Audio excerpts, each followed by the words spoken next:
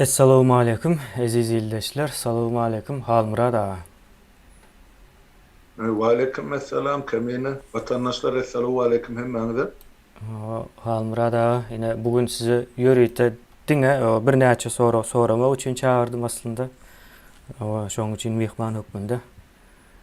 Size hem dinlers, hem goşmak isleyen başka zatlarınız var olsa koşarsunuz yani. Neme soralar var da geçmişte bir näçe hareketler yine bir zatlar bolup duruyor. Ene şolar näme üçin netije vermedi, netije bermeýişi alan näme üçin ýok bolup gitdi şu hareketler. Şonuň üstünde nemedele bir gürüňdeşlik geçireli we käbir zatlaryň üstüne açaly. Sebäbi Halmurada halky samsyk öýdüp bermesinler, bilen ok diýip bizem elimizden geleni ederiz diýen ýaly neme döremesin. Umuma aýtjak bolýan zadym.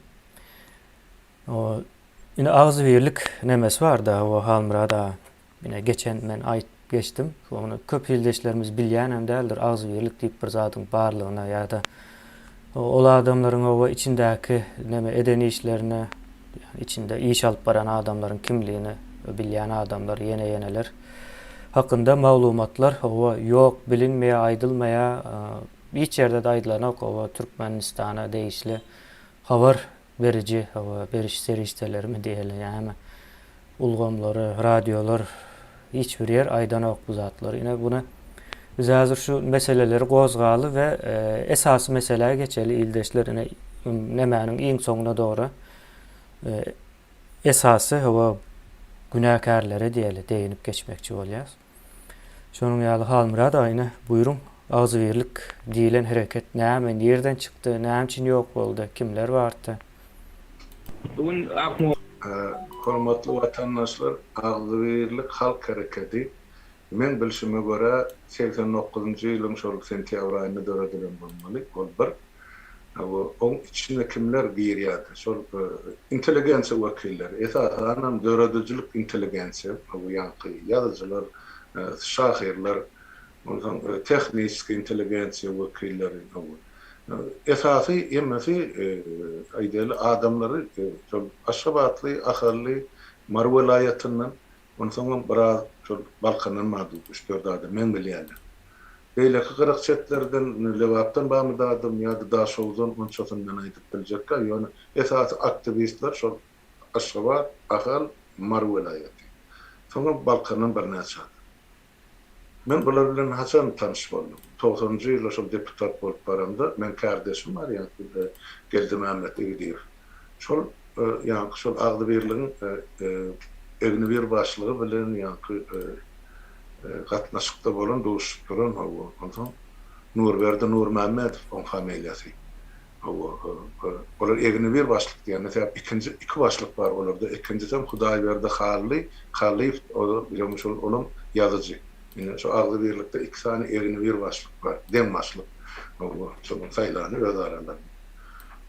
Ine başlyklaryndan başlasam Nurberdi Nurmammet, men görşüm, men bilşime görä ören bir gaýdysyz edermen batyra ýaty. Öz diýerli.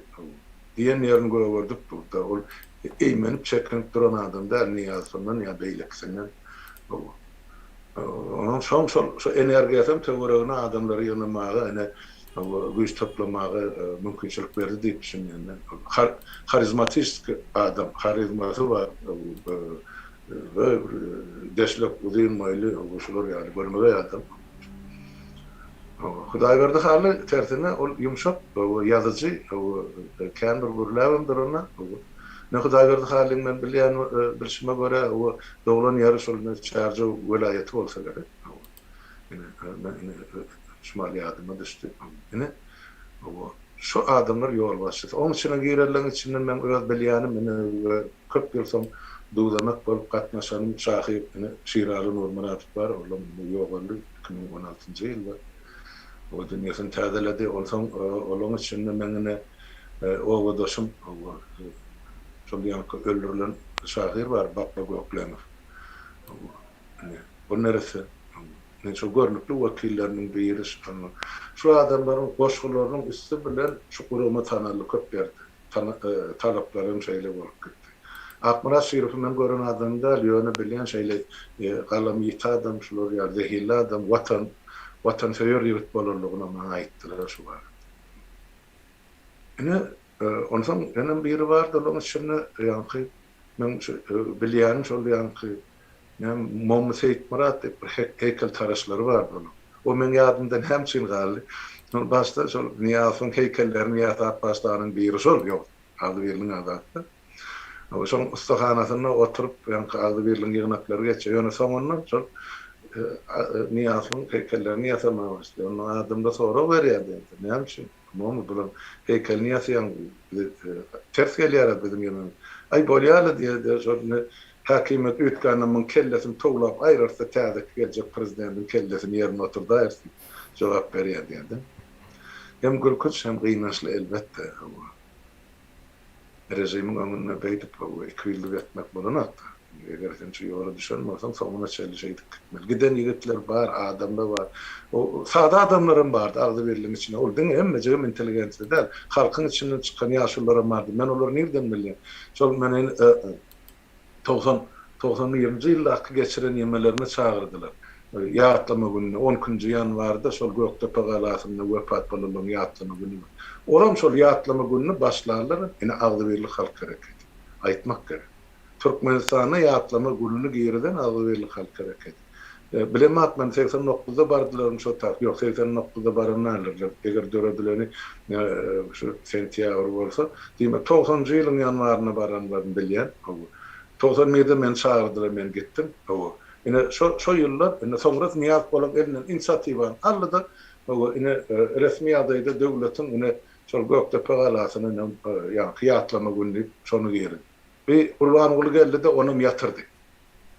Ine hiç kim şol Göktepe galasy barada ses seda çykana gorlugy tutdy. Ine o gorama näme bu? Maksady näme? İlkinji maksady men bilýän adam. Bular şol Türkmenistan Göni Türkmen dili döwlet dili bolmaly bizim şoňa göni geçmelik talap etdi. Ol döwür bizatlar yerlikliler boljagam däl. Sebäp SSR döwrüne 72 ýylyň dowamyna şol Türkmenistanyň ähli taryhy ýa aýdaly ilmi işleri ýa ilmi tehnik işler hemme hat ýazyp pozup arkiw näme bolsa hemmesi rus tilinden bar.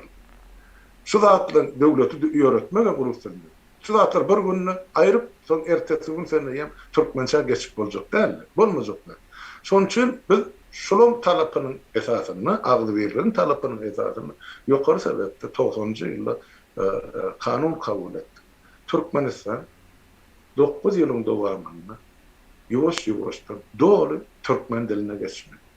99-njy ýylyň ýalňyşmasam 1-nji ýanwarynyň ýa 99-njy ýylyň 1-nji ýanwaryny bolsa. Şonu biz doly döwlet işini dine türkmen diline alyp barmaly. Şoňa da ilkinji bolup boyun tabyn bolan biri Valeri Açyrçov. Her gün 2 saat işten sonra oturup bayram diýip biri bardy, şol ýokary sebäpde işleýän hatda takatman ýalan bir dilçi öldü. Şol gelip Açyrçowy türkmen diline öğretdi. Täp kanun kabul edildi. Sonra ol ýuwaş-ýuwaş bazlyk türkmençe de gürläp başlady. Ýöne SSR ýykylandan soň zatlar hemmesi ýatdan çykdy. Türkmen dili ýatdan çykdy. 2000-nji ýylda geçirilmedi türkmen diline lukgalygyna. 2010-da da 2020-de de şu neçe Türkmenistanyň ähli kanuny döwlet işi rus diline ýazylýar, alınıp barylýar, sonra da türkmençe terjime edildi. Ine size dogry habar şu maglumat. Agdyberlige näme boldy? Bular türkmençiligiň tarapdary, diliň tarapdary, Türkmen döwletiniň hökümetiniň tarapdary bolup çykyşdy. O zatlar ortadan aýyrmak bolan ýöne şol döwür, şol wagt şu zatlary şu küçük topar bilen edip boljak däl. O bolup berse respublika boýunça ýalňyşmasam 200 adamdan Amerika geçen ählisi. Köpçülige ýaýramady bulan inisiatiwasy. Köpçülik gorlamady şol. Absolut. Sen yurdun içinde yaşap gören ilatın köpeti iki dilli, Rus dilli, Türkmen dilli bolansa, bular birden erti Türkmençe gurulamalı, ondan ortalar ne etmeli otaydı. Şu soru olmalıdır. Şu soruları cevap tapman, ideya orta oklanı, bunu cemiyet kabul etmedi diye maytıp ayı.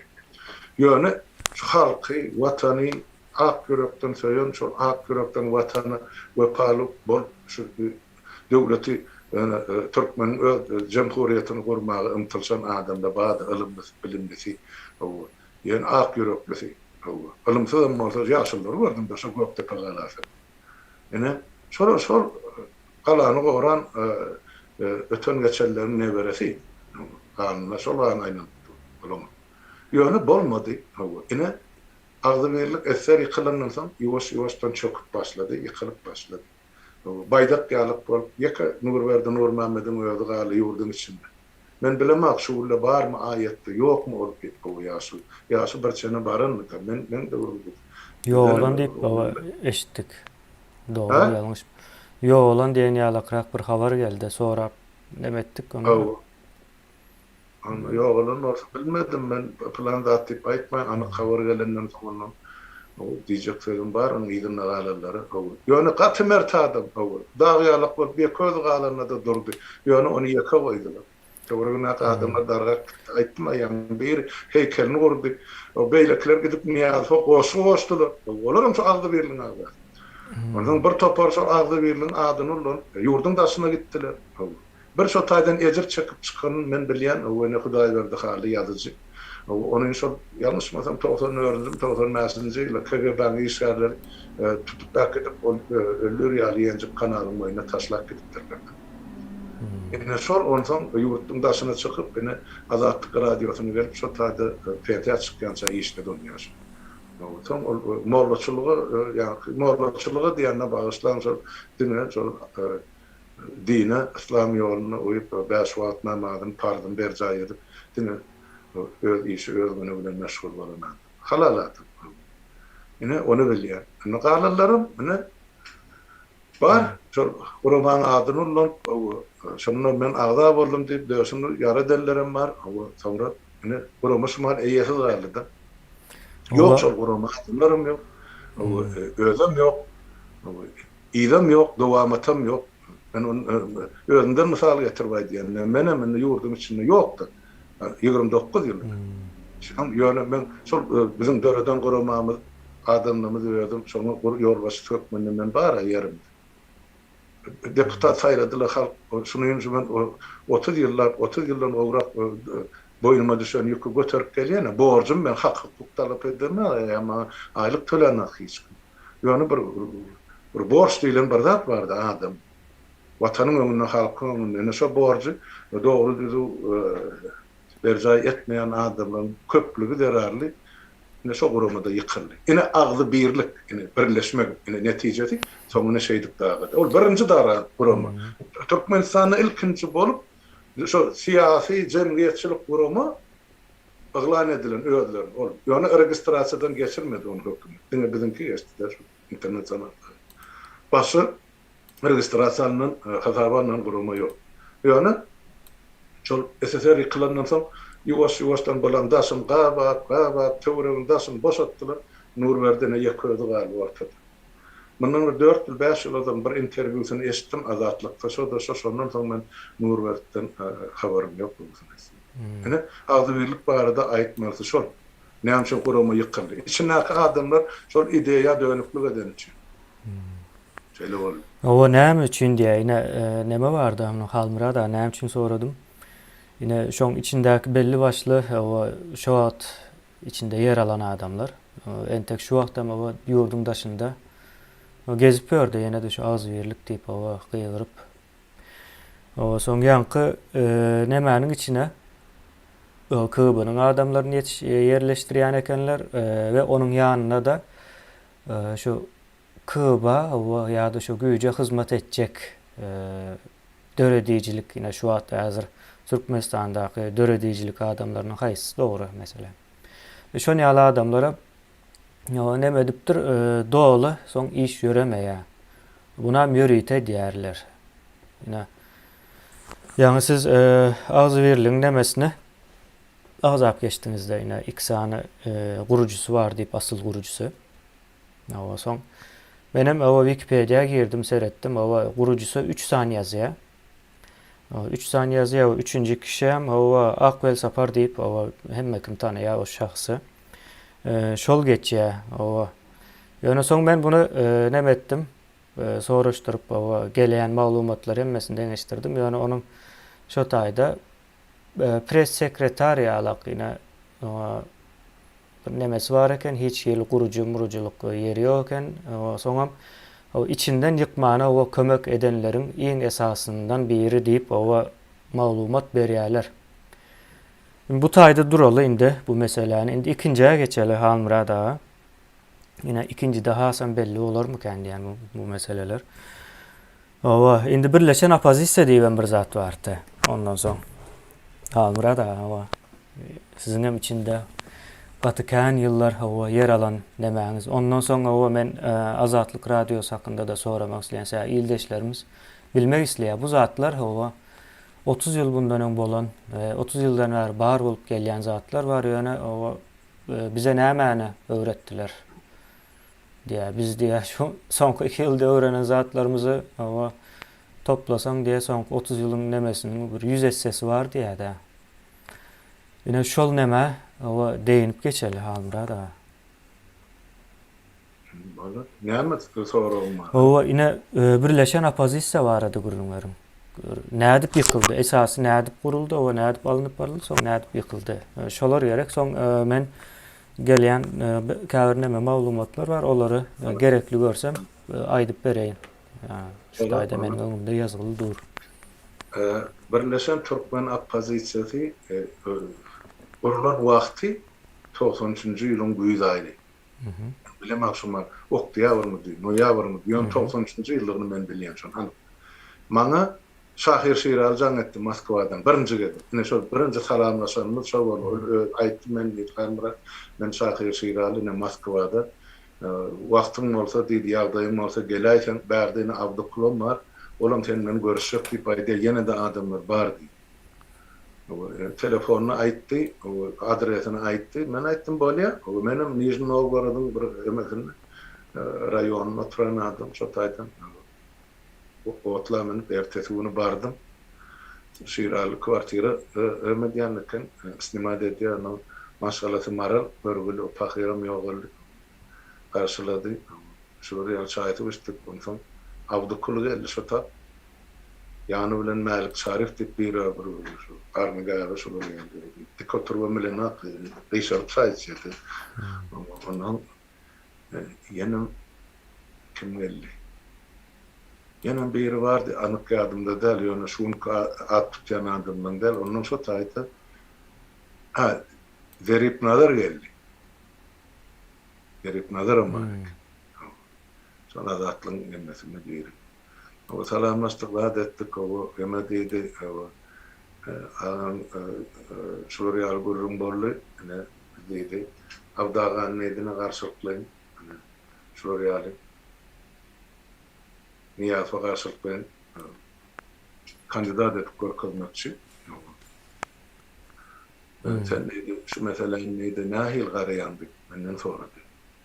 Bilmem, Malik çağır, soradım. Yenen birim. Ne deydi, o Abdukulom'a aittim ben neydi, ne şu taylarıydı. Türkmenistan fondunu da öğrettim. Türkmenistan'dan işleşme, medeni fond diyen, alusatu, şuraya işliyor. Siyasi işi etmesek boljakkal, şoň üçin ben öz kandidaturamı çok Niyaz'a karşılıklayım koyan. Halmurad senem diýdi, bolbaýsam şonu. Benim aýtdym, bolýar sağ bolun, silap çağırýanyňyz üçin. Bollamaly bolsa men bar diýdim. Ine şo günden başlap, ine biz ine şol birleşen Türkmen Opozisiýasynyň büyüğünü tutduk. Şo günden başlap Azatlyk radiosyna men çykyş edip başladym, ýygy giderli. O Zerip Nazar maňa efir berdi. Kabul 2 gezek, 3 gezek çykyş eden ýerlemem bar. Ine şeýle Türkmen Opozisiýasynyň düýbi tuturly, ýöne ol o taýda dokumental hiç zat kabul edilmedi, beýleki adamlar ýygynan ýatjak. Ondan muň içine ne Murad Esen bar, olam geldi. Ine tapdym da adam. Orda şowdy. Ondan Haşalı Garayev bir çarjı vekili. Son yenem adamlar geldi, leylek adamlar geldi, maradan vekiller var, Aşgabat'tan var. Men atlarını tutup oturmayın, ol adamlar var, yurdun içinden kısım var, daşından kısım var, belki var da belki yoktur yani. Ol adamın adını tutup oturmayın, hükümede artıklaşmada yani iş vermeyin. Yani ne sotayda ne bir çukura tüykürlü esası mesele. Ne şey diyorum çıkış edip başladı. Yine birleşen Türkmen oppozisyasının dörüş tarihi şol. Sonra haçan resmileşenden sonra Avrupalı şol birleşen Türkmen oppozisyasının yol başçısı benim şolun orunmasarı. Yine şol ahli halkara forumlarda nerede duş geçirilen bolsa Avrupa'da mı başka yerde mi resmi aday ne resmi adayda o şol Türkmen oppozisyasının lideri şol figürlerini şol liderin Avrupalı benim orunmasarı. Gide bilmedik yerine kabir yerde katnaşıp bilmedi ya barın yerinden gitmeli oldu iyidine. Ondan sonra tayda yığınakları men geçirmeli oldum. Halkara forumlarda dedim. Ya giden yerlerim dedim. Onun için yine dörüş tarihi iyisi sol. Nahil insan parlı onu men baha vermeyin. Onu halk baha versin. Yani nahil yağdayı da kutordu. Yine sol 2007 yılın yanvar ayında sol aytmaz o duşuk oldu. 3 tane opposisyon topar yığınan ikisi depik gitti kapıyını. Yine sondan sonra yine opposisyon kutordu. Şu tayda men kaldım. 2 ol avdağı bilen 3 gün oturduk. Viyana'da ilk baştana gidip arda yazdık. Avdağı men Anatoli Famin olam şol Rus Türkmenistan'ın Rus apşinetinin başlığıydı. Olam men birleşen Türkmen oppozisyasına geliyor. Nazar Toyluş söyün olam Türkmen oppozisyasına geliyor. Men yok adamların adını tutup verecek de hükümet olur liderler bilecek geldi. Şun Haşalı Garayev'im şonun içine geliyor. Muhammed Amirat'ım şonun içine geliyor. Yine o adamlar yok. Halmurad abi bir sorayın. Yine kapıyı depip gitti. Olorun o atları gerek bize. Bilyas son yine bir zat var. Yine ne için depip gittiler? O ne için yıldı? Depip giden vaatlar ne için yıldı? Neme gelecek olayan o taydan? Bir zat koşacak olayan şunun için. Sorayın. Mağuva. Depik giderle vatan yankı halk hareketinin başlığı Hudayverdi oradı. Türkmenistan'ın önkü şol yeme Merkezi Banka'nın başlığı. 10 yıllar başlık var oturan şu taydan yazıldı. Son opposisyon çıkan. Onun kömekçisi ya yemesi orunmasarı şu hareket boyunca Aleksandr Dadonov. Olam şol dövründe şol Türkmenistan'ın yukarı seviyesinde parlamentde şol başlığın orunmasarlarının biri olup işledim men makan. Sonra o hocalık ministri edip mi şular yalbırda edip koyup durmuyor. Son bilen 99. yılda şol Oraz bilen bile çıkıp Şeyh Murat'ın hareketine koşularlar. Ondan sonra yine de Respublikan Partiyan şol dövr Eginnes başlığı. Gönü başlığı değil, Eginnes başlığı Nur Muhammed Han'a. Yine şular çıkıp zayıflığını verdiler. Biz hemen Adot'un hatarına çıkıyor. Adot demek Объединённая Демократическая Оппозиция Türkmenistan'ı. Şunun hatabından da çıkıyor. Bütün Avrupa'nın ahli jurnalistleri, hukuk koruyucuları, kanun bilermenleri yığınanı sodarlar, bula fikir etti. Hadirine bula razı 3 yerden turup talep ederler. Bizi Türkmenistan'a uğradım. Biz şu sayılovlara katlaşacak. Yani fevrarlı geçirmeli sayılov vardı. Dememiş ol Gurbanuly'nin gelen sayılovun gurun ne diyor? O Gurbanuly gelmeli sayılov. Bir yanvarda var Gurbanuly'nin fevrarlı özüm bellettirdi. Sonra biz gidecek katlaşacak deydi. Şu taydan bize samolyot talep ediyor. Biz içeri gidecekler. Biz Türkmenistan'a gönü uğradım deyip talep bilen vardı. Ben öyle koşkaltağıma çelle alıp gittim. Hem mi daha? Koşup gittim öyle. Gelsem gelmesem. Avdukulum gidecekti şu tayda. Faminam gidecekti. Yeni de vardı adamlar gidecek. Bizim toparımızda değişli adamlar STS'de Adot'larla STS'de bağışlar. Soyuz Demokratiyski Sil Türkmenistan'a diye birleşmesi. Türkmenistan'ın demokratik güçlerinin birleşmesi. Adot bizimki STS'de umum şu 3 kurumandı. Ine bilşin hatarına çık gelsi, ine halkın önüne çıkıp ıglan ettiler. Sonra dağdan çıkıp gittiler. Yani näme mana gelýär Halmurada hatarından çıkýas Mani diýmek? çok Feridun biz birinci gün bardyk, howmy 6-njy ýanwarda bardyk, 7-nji ýanwar 6-njy ýanwarda öz arada uş bolu zarly her kişi öz gürrüňetdi zat etdi. Şu gün aşam şu 3 guraman başlygy ýolbaşy öz ara bir gürrüňler eden boldy. Men ýok otay. Şu taýda bular wezipe paýlaşyp bilmändir. Kim prezident bolmaly?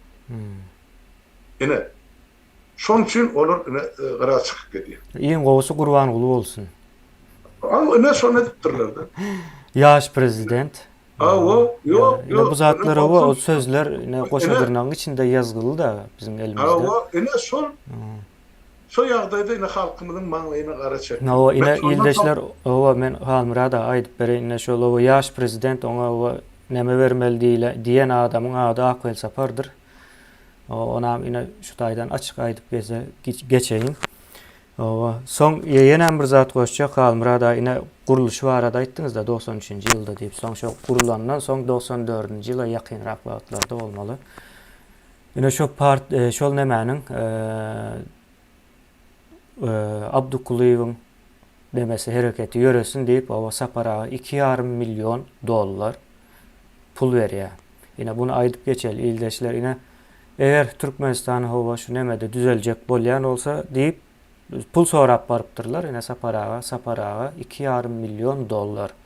Ine şo pulu iýdiler. Ine Akyl Saparam şo pulu iýenleriň içinde ýöne nirede $2,5 milyon ine şo wagtyň pulu bilen hasaplan. 28 ýyl bundan öňe gidin. 28 ýyl bundan öň dünýäde o milliarder bar bolsa o iň näme ýokary hasaplanýar. Yani 28 ýyl soň şu wagt o trilyonlaryň gürrüm gidýär dünýäde. Trilyonerleriň ýani. O milyoner, o milyarder, trilyonerler ine geçen ýyllarda çykdy. Şo zatlary göz öňüne tutun. Yani şu wagtyň pulu bilen bir $200 milyon ýakyn bir näme berip bilýäňiz şoňa. O şo pul o kimiň bähpidine ulanyldy ýani. Sapara bir kezek aýtdy, onu dogurlap aýdyp näme etmedi halkyň düşünjek şeklinde. Yani şu birleşen opozisiýa diýilen o gurama $2,5 milyon pul geçirilipdir ýöne näme üçin netije ýok. O näme üçin o diktatura entegem ýaşaýar. Ýene şo taýam bar. Eme de kemene men şu gurrunlar asla ýurda barýançak etjek galim. Ýurda hawa dogry Halmurada ýurdum içinde bir zat bar. O taýda entek ýaşap gören adamlar bar. Olaňam janyň howpsuzlygy bardy. Onuň saparagy hiç açan aýtmady. Men şu puly şol opozisiýanyň işine kömek etmäge berdim. Saparagy aýdyp birer şol iş bir zatlar etjek bolup men şoňa berdim diýip. Hep opozisiýa kömek etjek diýdim, ol ýa terrorist bolýar. Şo tögül. Şontudan peçatly bolardım. Şo sebäplen ýurtdan çykarlanlaryň sebäbi şol. Oň ýygynda ýene-de näçe maşgalasy bar. Oğlum özüň görkezdiň näçe maşgalan ýok onu. Iklimlarda. Bir familyadan 160 adam ýok. Aýdaýmanda onlar bolundatlaryň ätlisi. Menem aýdy bilemek bir topar sırba berdi. Ýöne umumy men aýdyp berýär. Ine bolon iş şol. Şo halkymyzyň bagtyna gara çekildi. Şo taýda 2007-nji ýylyň ýanwar aýynda. Ýoksa şondan soňra ine darlyk da Abdul bilen. Ine men şu taýda gün aýtman 3 gün otur. Men inni o dünýälik hiç bir gurrumum ýok Abdul bilen. Şo taýda oturup hemmejiklerdi aýtdym. Ýagşysynym, ýamanynym, ýalňyşynym, edilmedik işlerim hemmejigini aýdyp berdim. Näme üçin şu güni şu derejä ýetermede çen. Sebäpkärlerine aýdyp berdim. 3 günne Abdul bilen oturup 3 çüýse konýak içdik akşamsa. Şol satylşykdan soň olar satyp gidenden soň. Şondan soň on haly perişan ýöne Abdul bilen adam agdynyken o Zährimar Alyan adam da diplomat bolandan bir şolar ýa jinnek ýazjak alsalandyr. Ýöne men bilen oturup 3 çüýde 3 çüýse konýak içdik. Şol metaksa diýip greklen konýagyny olýar. Edil hawa saýlawa goşuljak wagty hemmesi hawa ýok biz näme edemiz ýok ýaş prezident. Çık gittiler. Ýok şonu da bir ýyla gaýtmady. Şonda da Abdukuli men famin üçümüz arda yazdım. Türkmenistan'ın hökümetinin adını, bir barca katnaşçı Taylor Komitesi'nin adını. Ertibem şonu hemen Viyana'daki, Avusturya'daki Türkmenistan'ın ilçihanasını nağıt ertip eline koyuşum. Üç gün oturduk, son için karışık cevap olur mu kadık? Biz gidecektik. Olmadı. Biletlerini çalıştık.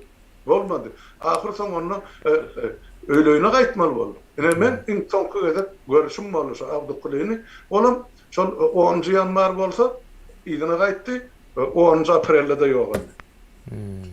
Yani Barbolon'da, sondan sonra Türkmen opozisiyeti yok. Hiç kim yok, hiç kim Kurban Gülü'nü kritik eden adamım yok. Son azatlıkta da näme diýilen bolsa, aýna ýaş prezident şunu gollaýyn, ine düzeder, şunu gollaw berelin, ine şol. On bir kanun gelenni, niýasy ömürtük ýagdaýda ýok ederlerni, bir kanun wezipe elenni.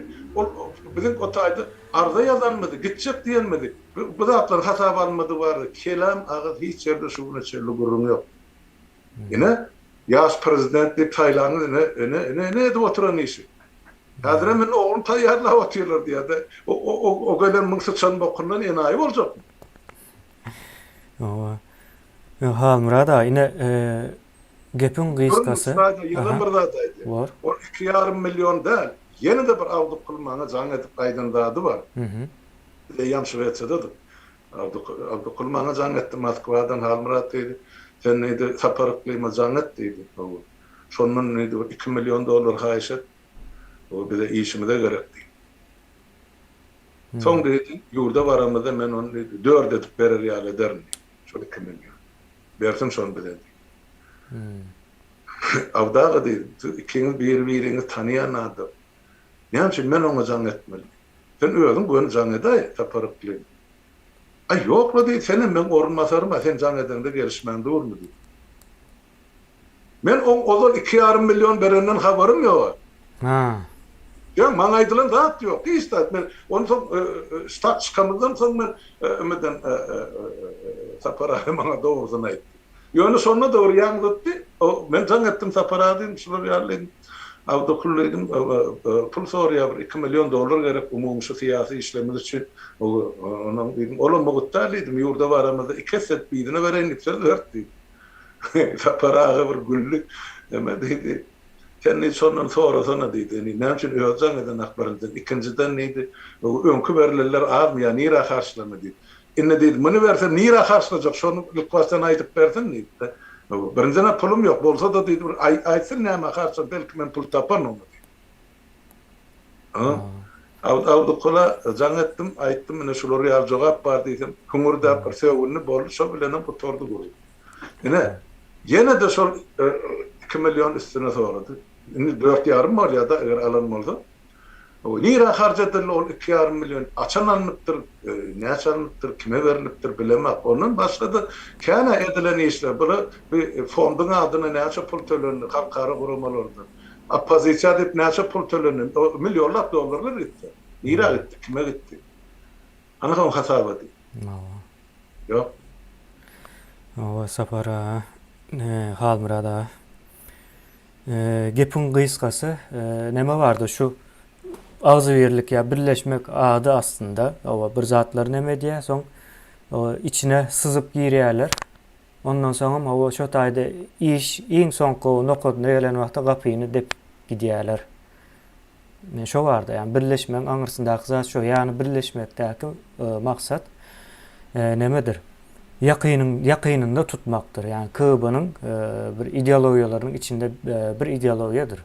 Nemeler var, maddeler var. O elbette ama yakynynda olmak, içinde olmak, habardar olmak. Şonun ýaly işlemese bolan nokta, olaryň nemesi. Ondan soň ine şunun ýaly neme, ýanky o agzybirlikden başlap o birleşen opozisiýa çelli ve häzir hem şu wagt ekrana çykyp gören adamlaryň ählisi şol neme guramalarynın içinden geçen adamlar. Näme üçin onuň ýaly bolýar? O beýle guramalaryň ýani nira baryp giren olsa şol gurama çöküpdir, dargapdyr. Ýa-da maksadyna ýetmäpdir.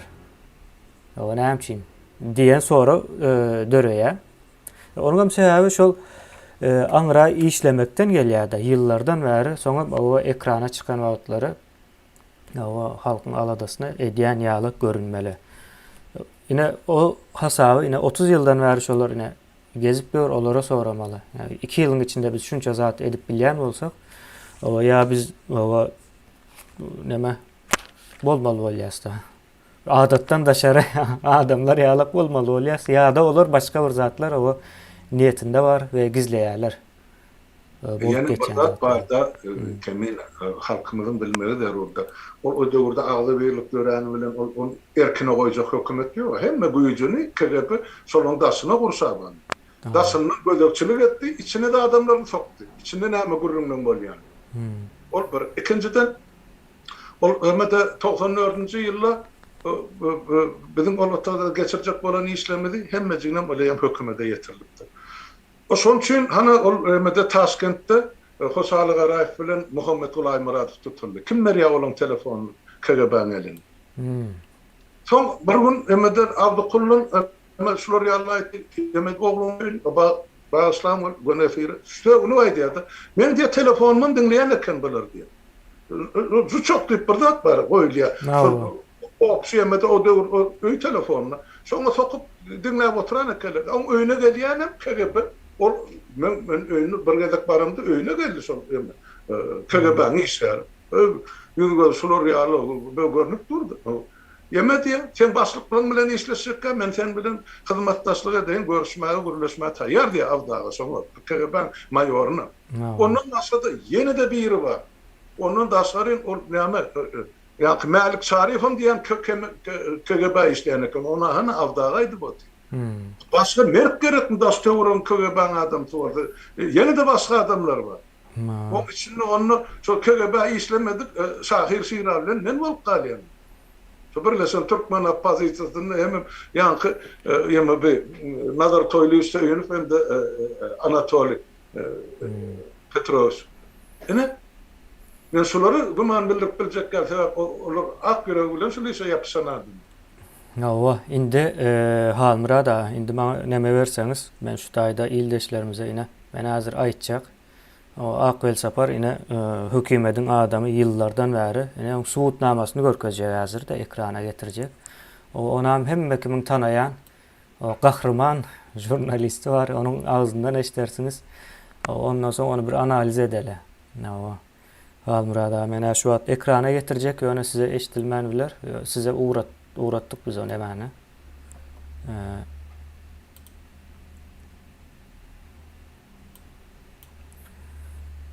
Şu taýdan dinlerse hazır. Başlat yani ben onu.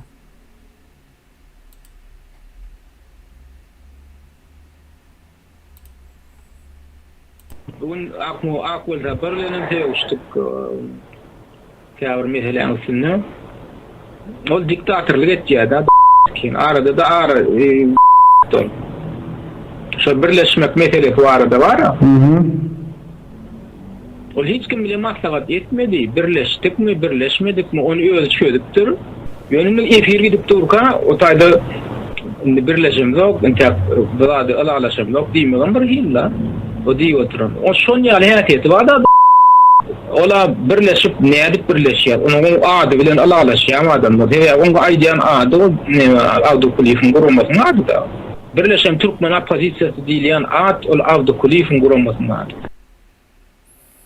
Yine Halmurada bir sany o näme dinledik. Nämemiş o nerede birleşmek, o birleşme näme var olsa yine awtory ýanky Wel Sapar, hakykat Ak Muhammed Jumaýewdir ildeşler. Yine hakykat nam o bilim dowlatyny. O Juma Patalym diýip o bir adamyň ogly özü. Nerede birleşmek var olsa, o birleşmeli iş var olsa ve şonun arkasındaky nämäni ýöredýän, o toplayan yine şu adam, şu şahs ve ýyllardan bäri şu işi edýär. O yine size ýene bir sany misal bereýin. 2019-njy ýylda o Gurbanoğlu öldü, habary çykdy. Bir aýlap o Gurbanoğlu ýok ortada, ýöne näme üçin çykdy ine şu? Davleniýany barlamak diýilen bir zat bardyr ildeşler. Jemgyýetiň o davleniýasyny barlamak üçin birinji o myş ya da şoňa benzeş habar goý berýän, ondan soň o serediýän nähil reaksiýa berilýär. Bular hem näme 2019-njy ýylda o ine şo habary çykaran ine Akbel Saparyň hut özü iň soňunda da başlama soran ýalak bir näme etdi. Ýöne etjegini etdi netijede. Maksadyna ýetdiler. Näme dip ýetdiler? Gaty kän o süýaz işgärleri, ýene şoňa benzeş o bu bir näçe ministrler hemmejesi tutuldu, arassalandy. Näde arassalandy? O Qur'an ol ýok bolsa, agyr kesel bolsa ýa ölen bolsa, bunuň ogluna da goýmaýas biz nämäni döwleti. Biz öz nämämizi alýas, dolandyrşymyzy diýen ýalak o sözler aýdan ýa-da şoňa benzeş sözlemler aýdan adamlaryň hemmejesi şol 2019-njy ýylda gitdi, türmäge basyldy, ýok edildi. Şu wagt habar alınmaýanlar bar içinde bir näçe. Belki Halmurad aga bilýän zady bar bolsa, goşmak isleýän zady aýdyp biler. Ýeme de kemine doğrudan yalan habar halkynızdan belenler de onu aýtmak gerek. Maňa da kän adam jaň etdi, gutlap ay Halmurad aga gözüň aýdynyny diktator ölüpdir. Ine bir de berde belle otursa toy tutýar, sadaka berýärsi. Ine şu sözleri aýdýan adamlar ya toy tutup sadaka eden adamlar, o diktator öldü, o taýda belenen adamlar, bir jan eden adamlar hemmesi ýygynan o taýda. Biz entak bilemde şu 19-njy ýylda diňe şol näme ol ministrler embede ya da Mellikov. Ha? Mellikov. İskender Mellikov. Olba ondan bir yankı müftüsü var, onun ormanları var, bir yankı tamojnadan adamlar var, yankı bir topar adam şeydi. Şol oğlum bir aylap yattı. Yürüt edilen oyun. Şun barlap görmek için. Tina için. Onun şu tadı şu başka da çağrışları medilli de o taydı. Çıkın hakimede alın plan minister, ormanlık ministerimiz, emhemen başlığım. Onu bilip oturuyor nirde giyden oturuyor. Yine bilmediklerim ne şular yalıp bunu düşürüyor. Yine şeydir, yani kaydısın sen sözümün olsa halkın davlenetin bağırla parı çıkardılar. Şol hakimede iyi olacaklar, arasaladılar. Yani şol oynan oyunu şol, yani 2 yıldan oğluna tayyarlık görmeli oğlunu. Ondan sonra dalgasıroslu perspektivi var, kratkasıroslu perspektivi var. Uzak mehlekliğin perspektivi var, önde görücülük, ya kıyısı mehlekliği. Yine on edeni, şu tapark edeni uzak mehlekliğin. Şun koynak oturan oyunu kurban oluyor, o kıyısı mehlekliği. Yine oğlu avariya düştü, öllü, nemorlu, planmorlu, yine barlak görecek oluyorlar da. Belki o Serdar'ın ölümüne de begen yurtta birini can eden tapılar bilen, niyet bilen ediliyor. Ya da hani bir Reşit Meredif'i öldürdüler, näme etdiler o. Öldürüp diýilip diýerler. Kime bildirýän zady var. Ýöne olum oyun. Täp bilýär milletin gargysyna galan adamdan biri şol. Şolum ýurdun içinde bir şo barada elbetde atdysa olaram ýygnansy. Täp olur şol bir topar söz bolsaýarlar da ady tutulsa, diýmek şo telefona ýa reaksiýa berýär diýdi, ben bilemem. Ine şular ýaly provokasiýalaryň üstü bilen milletin howun basýarlar. Ýani Türkiýedäki mitingler alyp koy. Näçelik aýtdym. Gorugly ýere barmaň, ursgotul ýere barmaň. Barýarlar, bäşon adam tutulan bolýar, onuň olog tutulanyny görüp mitingge barjak müňler çadyr, ýygyna tepip gel. Ol psikologiyasy adam. Ýöret edilýän oý. Şolam davleýany barlamak. Entegem halka o ayaklanjak mı, dälmi diýip. Keret indi soňkysynda da indi bir agzy emer bir ýa arasadan diýip hasap edýärdim da namazy täretlerden bolmaly juma sapar. Ene ursadan allyk gelin adamlar diýip bärigen uğradypdyr şuňa bir silen bir akpata berin diýen. Menem aýtdym ekrany. Eger ursady berilen bolsa onu barın bermedik bolsa ýok. Faktiski ýok ekene. Ana gelýär içeri işler ministerliğinin dokumenti kime bolýar ýa kime bolanak nähil terde ursadan. Bam şolur ya dilkatli ya yazması yok. Demek yalan yenedi. Neyme gerek boş kapa urunmak. Ya açık tapaya kalkmak gerek gele. Biz halkımızı beydip oda veriyorlar. Bunlar hiç daha görmedikler bağışta o temine. üç gözük gördüm diýene şu zatları. Yüzlerce, onlarca adamı yaptı hükümü. Şonun için soradım da Halmura da yine ağzıverlik hareketi nädip kuruldu, nädip ýok boldy. O birleşen opozisiýa näme boldy? Indi şu wagt näme bolýar? Yine şu bundan öňkü geçen tejribeleri şu wagt görüp bilýäs-de biz buna. Şonun için bunu ildeşlerimizin hemmesi o habardar bolmaly, görmeli. Diýilen niýet bilen çykarýas. Yine Halmura da yeniden bir san ses yazgı o dinletmek isleyen. O yine suutnama size. Bunu yine bilelik deneme daýala. O dinle yine o meşhur jurnalistin ağzından. Bildiğim urlukların içinde işte KGB bilen jowat almatlaşyk edip aksiyot berýän biri var da onun hem ekşi. Şu diye getirdi diye böyle farklı getirdi yanlardan farklı getirdi diye hem ekşi gelatını getirdi. Yani biri iki grup bir kabinet işledi. Onun diye hiç kime aitma deyip diye bir farklı anlaştı diye. Onun diye Muhammed'in diyeler heken diye akvancılıkların diyeler. Ondan şu tayda dur diye lakamam dur. Şuna berilen kinişkasının kopyadan bu fakta fotokopiyadı. Hem de dur diye. Nemesine aittim da berilen lakamın nemesi şu yardımı için. Onu şu informasyon berýär eken informatör bolup jurnalistler içinde agdy berilim içinde adam içinde. Şonu ýa-da tukaýberlen adam ol.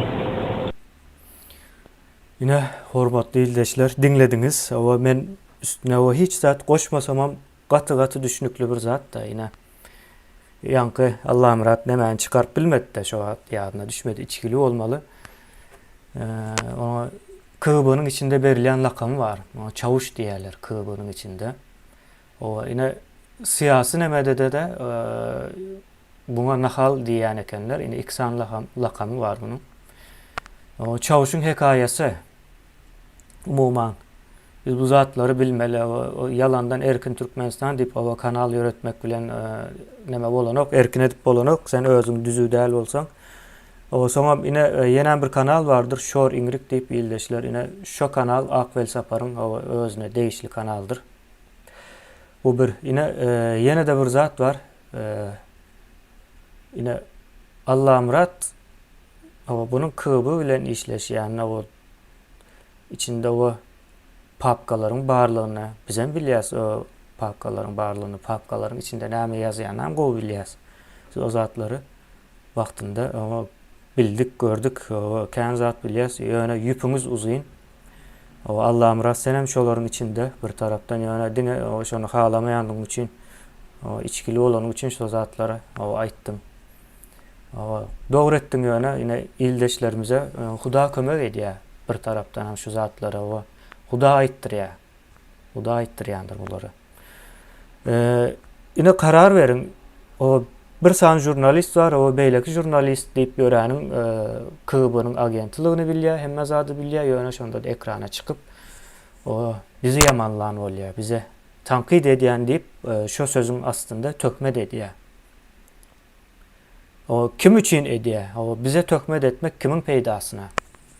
O bizim alyp barýan işlerimize o iş hökmünde görkezmejek bolýar, ine bir propaganda ýöredýär. Hemmejesi bolup bir propaganda nemesi var.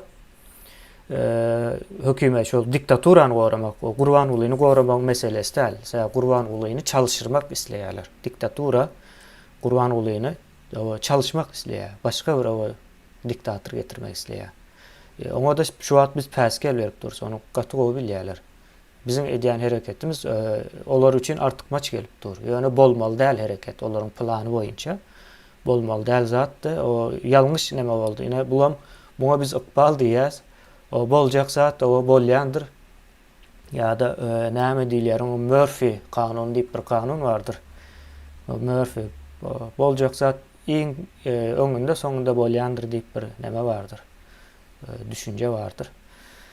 Yine biz şu taýa geldik yine. Seredin kimleriň nemesinden o çörek ýýär. Soň inde başka bir neme geljek bolýan şu ses yazgysy çykdy. Yine epesli wagt boldy da bir 6-7 ay bolandyr. Şu ses yazgysy çykandan soň Halmurad bize bir näme tanış mail adresten o mailler gelýär.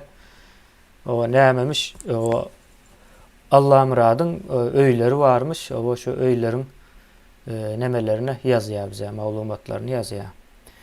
Ýöne biz o maglumatlary bilýäs, öňden habaryny aldyk, o näçe öý bar, nerede, näme edýär, näçesini kireyine berýär, o zatlar ýan belli. Ýöne bunu uğradyň ýene de şu Akvel Saparyň özü bolmaly. Sebäbi ağır almak isleýär, satmak isleýär, o çykyp aýtsynlar. Gahary elen bolmaly. Şon ýaly bir neme bar, o ýöre diýerler. Bir-birlerini arkada hem satwamýarlar, ýöne birleşmejeklerini bilýärler. Birleşmek diýilen sözüň o şu ýanky Wel Saparyň pikiri däl-de, Wel Sapar şonu ýöre diýär, olam onuň elineden papka gelýär, KB'dan papka gelýär. Birleşdirip o içine girmeli diýär, içine arkaýyna o gezmeli, ondan soň maskara etmeli diýen ýalakrak bir düşünje bar, ýöne bir zat bar, hildeşler düýün aýdyň bilen gürleşdik.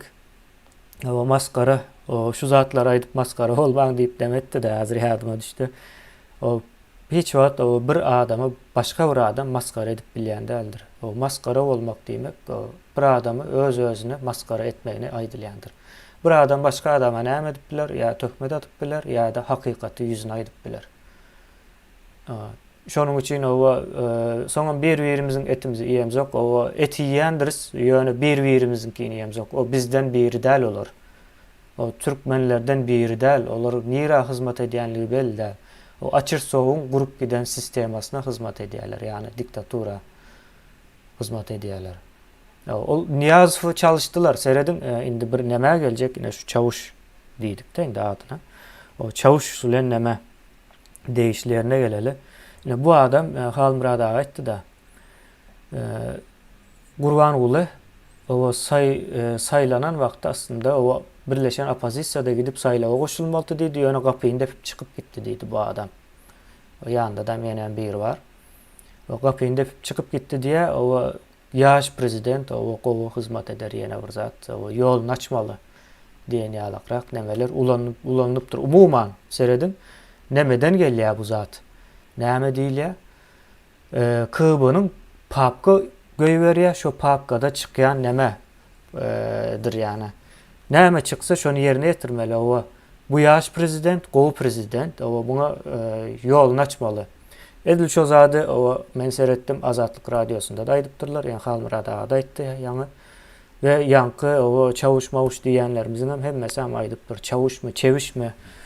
O olaram şol dili bir, ýani dili bir bolmagynyň sebäbi aňyrdan gelýän papka bir sanjak papka ýele şol ýaýratylýar. Nemäň arasynda, içinde. Soň indi näme bolýar? Bu taýda şondan soň bularyň hem radiodaky Azatlyk radiosundakylar bir-birden Allah Murada çelli, o Wel Sapara çelli 2007 ve 2008 ýylynda 2 ýylyň içinde şolaryň hemmejesi Türkmenistanyň içine girip çykyp geldiler diýen maglumat bar. Almurada o nädip bolýar? Indam o opozisioner bolup görsin, jurnalist bolýan diýen. Bu propaganda ýöredilýär bu taýda. Ýani propaganda da näme täze Türkmenistan diýilen düşünje bar, aslında seyredip dursaňyz. O ýene ýöne köne Türkmenistan gowy magnysyny çykarmaly bolýarsa biz bu tarapdan. Eger täze Türkmenistan elbetde bolsa, köne Türkmenistanyň o saklanyp galmagyny isleýärler. Onuň hem sebäbi bar. Täze Türkmenistan dören ýagdaýynda ýanky illüstrasiýa meselesi bardyr. Onuň içinde atlar çykjak. Gatyk kän at çykjak. O näme diýilýär hali? O Pandoranyň gutusy diýerler. Hemmekim bilýändir häzir şu wagt gaty trend bir habar. O Pandoranyň gutusynyň içinden o nämeler çykjagyny entek o biz bilip bilemizok şu wagt. O elimizde ýene de gaty kän maglumat bar. İçeri barandan soň o çykjak maglumatlar aklymyza getirip bilemizok. Eden etdilikleri. Yine bu adamlar diktaturanyň taşındaky goraýjylarydyr. Goramaly. Onam näme manipulasiýa, sabotaj, propaganda arkaly amal aşyrýarlar. Arasında da protesto, mitinge çağırýarlar. Yani edilse gowy zat ýöne biz halkyň nemesini görüp dursa, ýene jemgyýet bilen ya men şahsan jemgyýetiň o ilmini alan adam ve 2 ýyldan bäri şu jemgyýet näme, bizim halkymyz näme isleýär. Bizim halkımız näme etmeli, nähil derejäge gelipdir, o nädip näme düzelip bolar diýilen soralar gatykän soranymız üçin halkymyzyň o nemesini bilýäs, şu atky o düşen derejesini bilýäs. Şonuň üçin o miting meselelerine gaty neme däl. Onsoň ikinji problema ýurdun daşynda amatly görülen ok bu zat. Sähe iki ýurdun arasyndaky siýasat meselesi hem bar bu taýda. Yani Türkiye bilen Türkmenistanyň arasyndaky o behbitli, karşılıklı siyasaty bardyr yani bu da. Onun üçin hem o neme etmez yani hökümetler elmuda ama o halktan ayrı pikir ederler. Pikir ediş prinsipler ayrı bolýandyr. Oňa da düşünmeli. O erwetmiş bu gowmuş diýilen mesele getirjek bolamok yani onun siyasaty gowunyňky erwetdi yani. Indi hal burada yankı bu Türkmenistan'ı ziyaret edenler 2007-2008 yıllarda o ziyaret edenler nemesine seredeler. Yine radyoda işlep, yine hal burada siz radyoda 15 yıl mut işledim dediniz. 13 yıl. 13 yıl bağışlarsınız. 13 yıllap o mut işledim yani hiç bir köpek pul almadım ya şu yurt düzelse bolýar diýen ýalak neme ýöretdim diýäňizde prinsipim bardy diýäňiz. Indi ýöne şu an bize gelen maglumatlar ve gelýän maglumatlar var. Radyoda işleyen adamların näme üçin 2 sany 3 sany öýü var, villasy var. Mümkinmi almak? Mümkin. Sebäp olan emme birinciden aýlyklarym beýik. Ýöne başga ýerde näme alýanym ben o kwartiralyň näçe durýany, näçe alnyny bilemok. Ýöne azatlykda tölenýän pulum adala adam başyna şolan $3,000 $5,000 aralygynda aýlyk her aýda alýanlar. Bir daşyndan hem ýaşaýan jaýlary mut Amerikan radiosy berýär. Bunun daşyda näme berilýäni bilemok. Ýöne o çeýhede jaýlar, onun Pragada jaýlar gaty gymmatman. Özüň seretde göre näçe bahadan durýan. Onun şol işlän ýyllarynyň aýlygyna köpersem ýetýärmi şonça? Burada ýetmeýär, şonuň üçin soradym men. 3-4 öýe ýeten ok, bir öýü zordan alyp bolýar. Bir öýü zordan alyp bolýar. Sebäp o taýda ýene de alynýan aýlyk şo standartlarda da şo ýurdun nemesinde. O ýine nähile bolýar bu iş. Ýene ildeşlerimize de soraly. Näme üçin o radioda işleýän ýa-da opozisyoner bolup gören adamlar 2-3 käwirniň o 5 çelli öýü var. Näme üçin var? Diýmek şunu ýaly bir zat bardyr. Yani iki taraplayny işlemek. Hem azatlykdan aýlyk alarsyň hem ýanky 2019 ýyldaky çykaran yalan habaryň bardyr. Şo çykarylan yalan habara näçe pul tölendi? Bu zatlara o pikir edip bileriz. Indi ýanky näme gelsek, o çavuş diýen näme gelsek. Indi bu adamın 2003 ve 2004 yıllarında onun bir erkek doğanı var. Näme diýär? Başgabatdan elitka göçýär, öý alýar. O 2 sany gyzy var ekeni, näme zehinler mekdebine giren 2 sany gyzy var. O öz bilimleri bilen girenmiş. Yine ağıtlarından verdiler. Mercan ve kümüş diýerler. O şo ağıtlar yine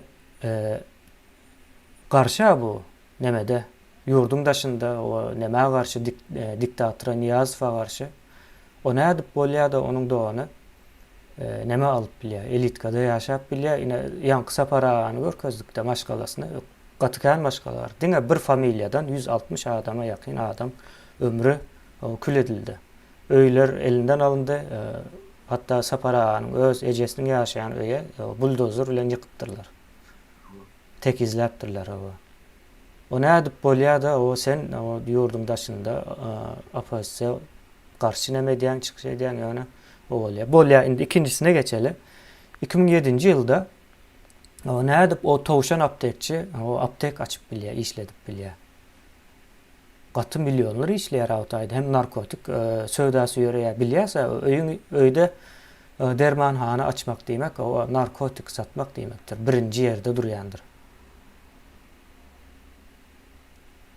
O nädip ol otaýda opozisiýoner bolýar, o tutuş maşgalasam eşretli durmuşda ýaşaýar we her haýsy islam okuwyna ýokary okuw jaýlaryna ýere atlary bar, gaty nämelerde okuýanlyklaryna çelli bar, okanlyklaryna çelli bar.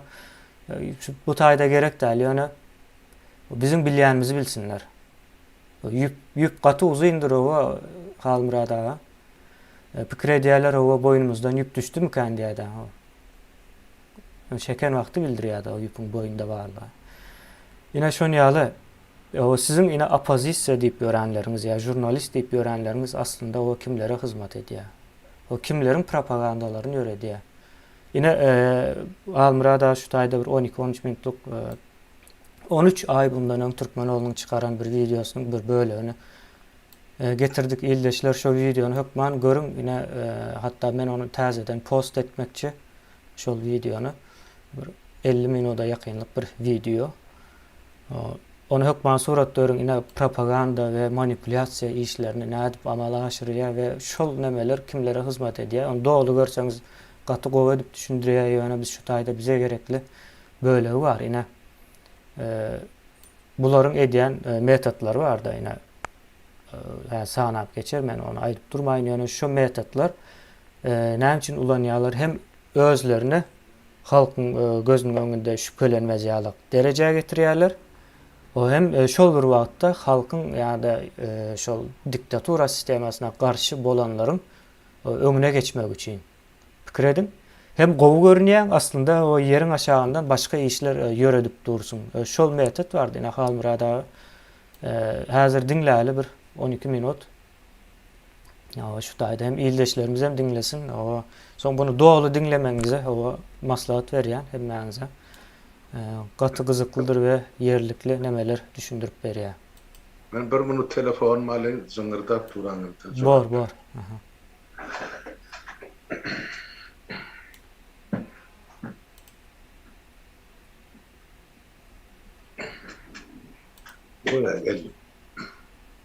Häzirki wagtda köp wagt propaganda jurnalistleri tarapyndan ulanýan iň meşhur propaganda usullaryny goýaýlaly. Beyni ýumoň we adamlaryň aňyny manipulasiýalar bilen amala aşyrmagyň bir näçe esasy usullary bar. We bularyň hemmesi öz kodu ýagny belgili adymy ötürýär. Meselem çüýrük balyk usuly, uly ýalan usuly, 40-dan 60-çylyň usuly hem mutlak ýagny absolut gödemälimlik, başgaça diýende aşaşanlyk usuly. Gelingini bulan her haýsyny tertibe görä goýaýlaly. We şu usullaryň aňyna näde täsir berişini analizine çyk bolan. Birinji usul mesela çüýrük balyk. Ol şeýle işleýär. İslenmeyen kandidat üçün galp ayıplama saylanıyor. Bu yerde en mühim zat bu ayıplamanı hasveter ilginç bağında ulilatı getirmektir. Misal üçün kandidat oğri ya korrupsiyoner ya da hasveterin pedofil. Çürük balık usulünün maksadı neymedi? Bu ayıplamanı suud etmekte değil, genişliğin ve köpçülüklerin fikir açmanı emine getirmek. Goebbels'in yürüyüşü propagandası bunu şeyle düşündürüyor. Adam psihikası ayıplama köpçülüğün ara alıp maslahatlaşmanı uğurlarının adına. Günahkarlığının daşını onun taraftarları ve karşıdaşları, bilermenleri ve hünermenleri, gadaplı günahkarlayıcılar ve gayratlı goravçılar hükmanı suratıyla çıkar. Emma fikirlerine karamazdan ara alıp maslahatlaşmaya katnaşanların hemmesi hapı ve skandal ayıplama bilen günahkarlığının adını kayta aydarlar. Şeyler bilen has köp şu çüyrük bağlamın iyisini, eşiklerine yani şahsiyetine sürtüp ahır sonu bu iyişol adamın hem yerde iydarlap başlar. Öldürülerin, oğulların ya da ağlanın ya da yok diyen soru adının ağılmanın esası soru oluyor. Şol vaatın önünde bu adamın bir kanun her iş edeninin ya da yoktuğu asla mühimim değil. Sevamının veylak ve hem işelik çüyrük bağlamın iyisi. Şol adamını hem yerde iydarlar ve şuhudur eder. Ve ahırkı neticesinde de şol adamın hanımdarlarının götürümünü alırdır. Bu usullar bu önem size günaşı şahsı ve fikirlerin üçün ulanyan jurnalistler tarafından hem her vizede dünyayla size görkezliyor. Yadınızda mı? Şu Goebbels'in ıglan eden fikri, şu sözlerin iyiliğlerle kaytarılmalı. Ahır sonu olur akıl bilen değerli imanla kabul etmeye mecbur ediyor. Indiki usulum 40'dan 60 içinmi. Ol şeyli işleýär. Mysal üçin internetde haýsydyr bir metduat neşri ýa-da YouTube kanalyny öz kanaly döredilýär. Şu kanalda maglumatlarynyň 60 ötürimi ilki bilen ilki başda bäseşin peýdasyna ýapylyp başlanýar. Emma gelejekde galan 40 götürimi kem-kemden dezinformasiýa üçin ulanylyp başlanýar. İlki bilen bu ýalňyş maglumat onup götürümler bilen iňitlendirilýär. Soň bolsa wagtyň geçmegi bilen bu ýalanyň götürümi barha köpelip başlaýar. İkinji jahan uruşy döwründe antifaşistik dünýäde dinlenýän bir belli radio stansiýa bardy. Her kimem şu faşistik Germaniýa garşy görüşýänler olşul Britaniýanyň radio stansiýasy bolanyny hasap edip şoň üçin ona gaty ananýadylar. Diňe uruşdan soň şol Goebbelsiň radio stansiýasy bolup, onuň döreden 40'tan 60 içinli usulyny ýörebilmesine laýyklykda işleýänligi belli boldy. Ýeri gelen aýtsak, häzirki wagtda Türkmenistanyň diktator rejiminiň tarapyndan edil şul usul has öter meşhur boldy. Bize gelýän maglumatlarymyza görä, her aýda rejimiň himayetkarlygynyň esasyna hamala şu halkynyň adynyň müşünnilen hakykate meňzedip galp aýdylýan, ýani dezinformasiýa ýaýradýan kanallaryň hasaplary has öter döretmek üçin kän pullar harçlanýar. Ilki göräme bularyň köpüsi hamala bir ýerinde garşy çykmyşýan ýalym, insinçekkä. Ýöne aslynda gowy insanlar seljerinde olan hemmesi bilelikde we şowur maksat bilen düşünçmedilikler döredip halkyň başyna aýlap gursa bolýar. Mysal üçin şoraň arasyny video söhbetdeşlik diýip täze bir usul döredi. Hamalaja ýurt içinden çykyş edýän adamlar bilen gurulmuşlygym ödürlenýärmişin. Emma biziň hemmemiziň düşünüp otursa, şuňky ýagdaýda ýurt içinde bolan ähli internet çatışyklary din hökümetiň usulen amala aşyp bolýanyna. Sebäbi ýurduň daşynda edilýän her bir internet çatışyklary, has öterem YouTube'daky çatışyklar döwleti guruluk eden howpsuzlyk guramalarının tarapyndan gaty bir gözlemçilik edilýär. Ondan bäde tehnik taýdanan bolan bir problemi ýüze çykýar. Belki sizin köpüňiz bilýänlersiňiz, ýöne internetden baş çykýan adamlar bilýändir. Şu interneti ýöretmek üçin ulanylýan hasaplamalar bar, ýürüýär. Şu hasaplamalara synesek, edil şu wagt Türkmenistanyň içinde ýylada hatda pulny hödürlenýän şu 4G diýip atlandyrylýan internetiň hasaby 0,5 ötürümden kän çykanok, emma dünýä boýunça bolan hasaby. Şu internetiň arasy işlemi üçin 12,5 ötürümden az bolmalylar. Şu sebäpli inni bäde ýöneky sonra ýüze çykýar. Ona ähli şu hamala ýurduň içinden gelen söhbetdeşlik beýle arasy we gymyllawsyz bolup bilýär. Sebäbi iň bolmany şu daşary ýurtlarda edilýän video söhbetdeşliklerim syňyp görsek beýle arasy bolma ýagdaýam ýok. Bular ýaly arasy video biziň tehnikamyň aýdyşyna görä dine öňünden edilen ýazgylar bilen amanaşyk bolýar. Üçüncü usul, ulu yalan usulü. Bu usul gaty efektiv hasaplanýar. Hem çürük balyk usulüni bir näme meňzeýärim. Ýöne aslynda başgaça işleýär birazrak. Munyň büyük manysy näme? Dinleýijilere iň ýokary derejede anam bilen şeýle global we aýlynç yalan hödürlemek. Bular ýalda takda asla yalan söýläp boljagyny mümkin däl yalan hasaplamaly. Bu ýerdäki mekirlik näme? Dogry dilen we oýlanşykly ulu yalan dinleyicilerde ya da tomoşaçıda şunlar emosyonal şikayet edilýär. Soň bolsa logika ve sebäbin argumentlerine garamadan uzak wagtlap pikirlerini kesipdir. Mysal üçin elhenç zorluk ya da çağalara ve ayarlara karşı zorluğun yanlış beýany bu manda has gowy işleýär. Mysal üçin hasy çüýlenen çağa barada habar döredýän şunlar emosional şikayetler sebäpli adaty logika argumentler ulanyp soň näçe inandyrjak bolsalardy. Bu maglumatlary uzak wagtlap alan adamyň pikirini keskitlep sakýar. Bizim misalımız alamızda käbir opozisyonerlere karşı ayıplama bildirilerine toslap yasalan ummasız muktarda cinayet, pulluk galındıları ya da uğurluk ya da käbir jurnalist moklarının yuvaşık bilen zınyan açışan pedofiliyesinde de şuna mengeş usulü sinlap bileriz. Yine sinestek şuraya jurnalist moklarının biri hem men poştamada yani üçüncü olan şahsiyeti yuvaşık bilen oklan şuraya maglumatlar. Okak korsam mantı şeyle. Okavım vereyim. Orsilini ben onu çıkaramda şu sözüyedi. Şom yadımda atları üstü yapıktı. Köp kişip oka bilmedi. Şimdi sonra açıkçan çıkarayım. Şu hatı. Sen böyle bu jurnalistin iyi veren hatına ödü. Şona ruhsat veriyor. Şunu çap etmeyen şu hatı. Onun tasdiklaması var. Şimdi okap vereyim. Yani orsilini dinleyin. Приветствую, порядочный ты наш. Нет, ты сначала опубликуй мой ответ вот под этим твоим обращением ко мне. Я сам не могу там выставить. Не проходит, значит, ты такой честный борец за справедливость, что не захотел услышать ответ твоего оппонента. Я там могу только писать ответ на другие комментарии. Вот и все. И заодно еще раз посмотри там на количество твоих подписчиков, чтобы убедился, какой ты в народе популярный анонимщик. Bu yerde var yerlikli aytmalıdat var. Bu pahir şu men kanalıma girenine ne bileyim ne mesebepli şu komentariyasını koyacak oranını koy bilmeyendirmişim. Yani ben yok orayımda Allah var. Ben şu da attım ne edildiğinden bile mokkolun. Aynı ne adam pahirim öğütüp oyluğu da ne koy bilmedi. Onun başka birinden görmeli. Не видно, как нами. Думаю, ты в курсе, как поступали в зонах с подобными анонимщиками. Братва их пускала по кругу, так что жди, твой черед неминуемо придет, когда ты пойдешь по кругу. Düşünüyanı mağamsına, zonada oturanlar fenteteller ulen ne mişediyat, ne hilciler veriyadiler, deyip bana korkacak oluyor. Bratoklar bana kruğa veriyadiler, senem şu vakti yeterini kruğa koyuvers deyip bana basış korkacak oluyor. Veriyanı değil mi? İyi aslında yüzünü. Sıpayca olup görkediyen jurnalist asliyetini, hatalşonuna başka yüzünü görkediyor.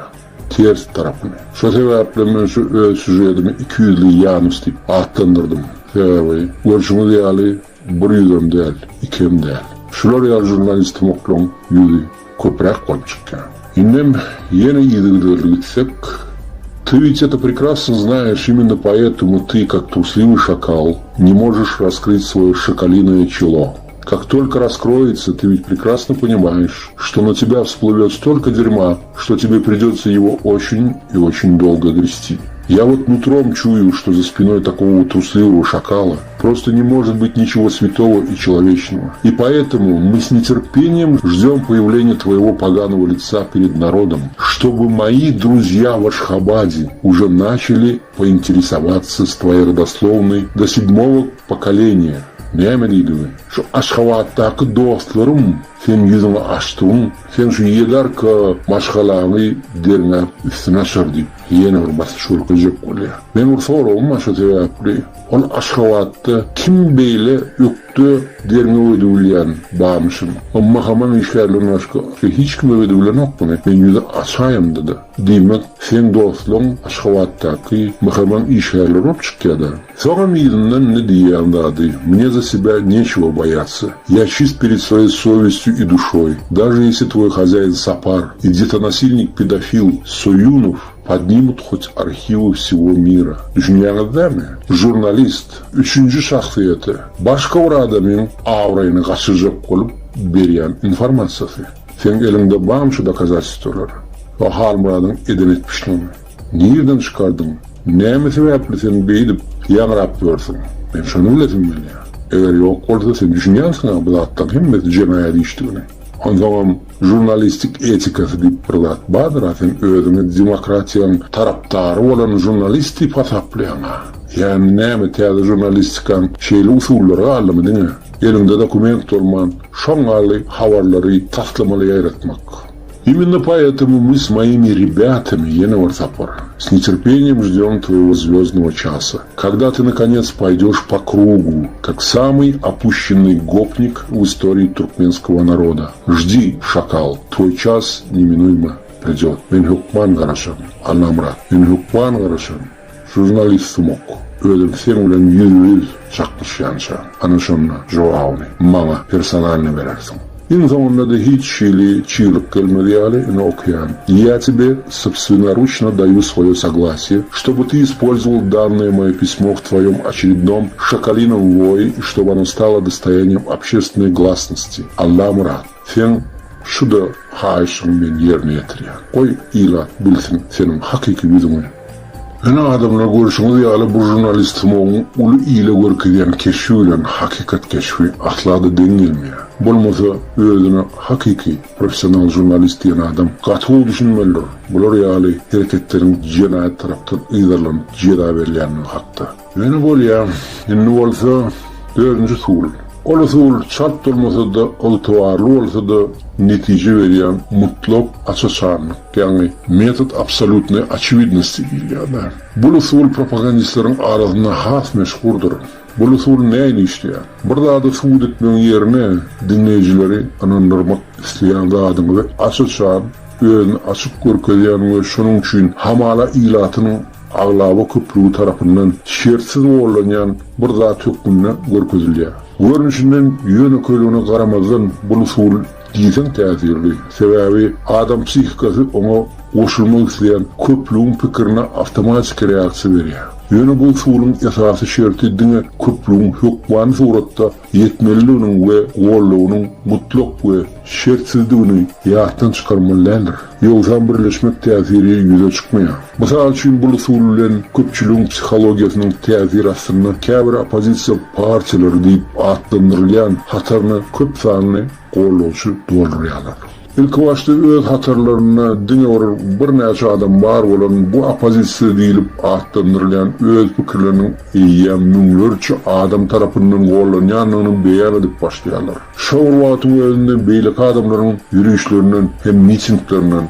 wiziýalaryny, öz kanallaryny ýygydarly görkezip aslynda munyň bilen hiç şeýle bolmasa baglanşy ýok boldy. Ähli üstünlikler öz hataryny hasabyna geçirmekde zorlaşýarlar. Ondan şundan bular ýaly opozisiýa toparlary başga aktivistleriň tarapyndan geçirilen mitinglere öz iki ağlalarını ýiberip bular bilen ýekeje tapar bile suwada düşüpdi. Ene edilşdaýda ýaly ahyrynda şu edilen mitingden netijelerini öz guramanyň üstünlikleri diýip beýan edip başlaýarlar. Ýöne da näme? Bu oýunlardan habarsız bolan mereke hem bolýan işlere dol düşünmän. Bular anam bilir şoýar maşynikdan toparlyp köpel durýarlar. Häzirki wagtda siziň köpüňiz entek kellerle de gelmeýär. Bular arasynda kimse diňe öz şahsy peýdasyny öldürip ber. Kimse hakykatdan rejimiň puluna satyn alyp diktatorun yumuşlarını bitirip berýär. Haýsy tarapdan alsam, bular köpüsi ýurdumyň we ilimiň aradasını etmäge gelenler. Gaýtan biziň gaňwy düşünjesi açyl bolan halkymyza garşy urukturlan.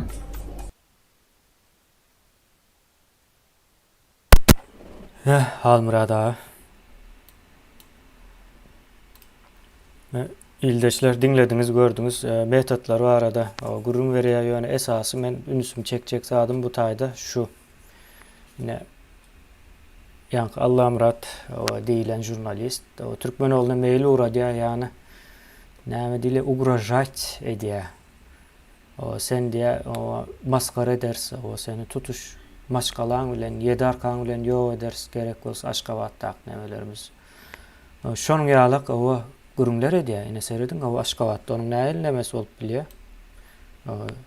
Açyk aýdyp dur, ýani men şo taýy işleýän, o sesiň çykarma. Gorkuzjak bolýar ilk başda, o gorkýan, gorkanokma. Şoňa seredýärler da. Bular barlap görýändirler. Ya görüň, o kimler kimleri näme diýär. Indi ýene-de bir näme aýtjakda şu taýda ine Guwanç Gerey diýip o Azatlyk radiosunda işleýän biri bar. Yine şol Azatlyk radiosunda işläp ýörkä onuň bir dogany KGB-de mayor bolup Türkmenistanyň içinde işleýär. Yine nädip işler alyp barýarlar. Şu wagtda o sen Azatlyk radiosunda bolsaň, o seniň tutuş maşgalaňy içeri almaly da ýok etmeli. Ýok tersine onuň öz maşgalasynyň içinden biri KGB-de işleýär. Ya bu nämäni 30 ýyldan bäri şunuň ýaly alyp bardylar. Yani diktatura karşı o hakyky manida çykyp biljek güýjüň öňüne almak dowamly. Indi sorarsynız o şu wagt o siziň tapawutyňyz näme diýip siziň näme üçin öňüňize alyp bilenok diýip sorarsynız. Oň jogaby gaty ýönekedir internet ildeşler. Biz şu wagt bizi tutýan adam ýokdur. Ine Azatlyk radiosunda hiç hili siyasi meseleler barada habar edilen däldir. gaty yüzleydir edilýän siyasi habarlara. Mysal üçin müňlerçe maşgalanyň ýok edileni barada hiç il habar edilen däldir. Onun yerine o yankı Pehlivan Halmuradov ýallaryň türmeden çykanyny o davaralar bilen habar edip bilýändirler. Bu zatlara üns vermeli. Yani bu saatlardan soň internet barkan olara neme yok, gerek yok, derem yok. Şonun için biz öz nemämizi, o siyasatymyzy özümüz, öz elimiz bilen alyp barýas. Mätäş däl biz hiç kime.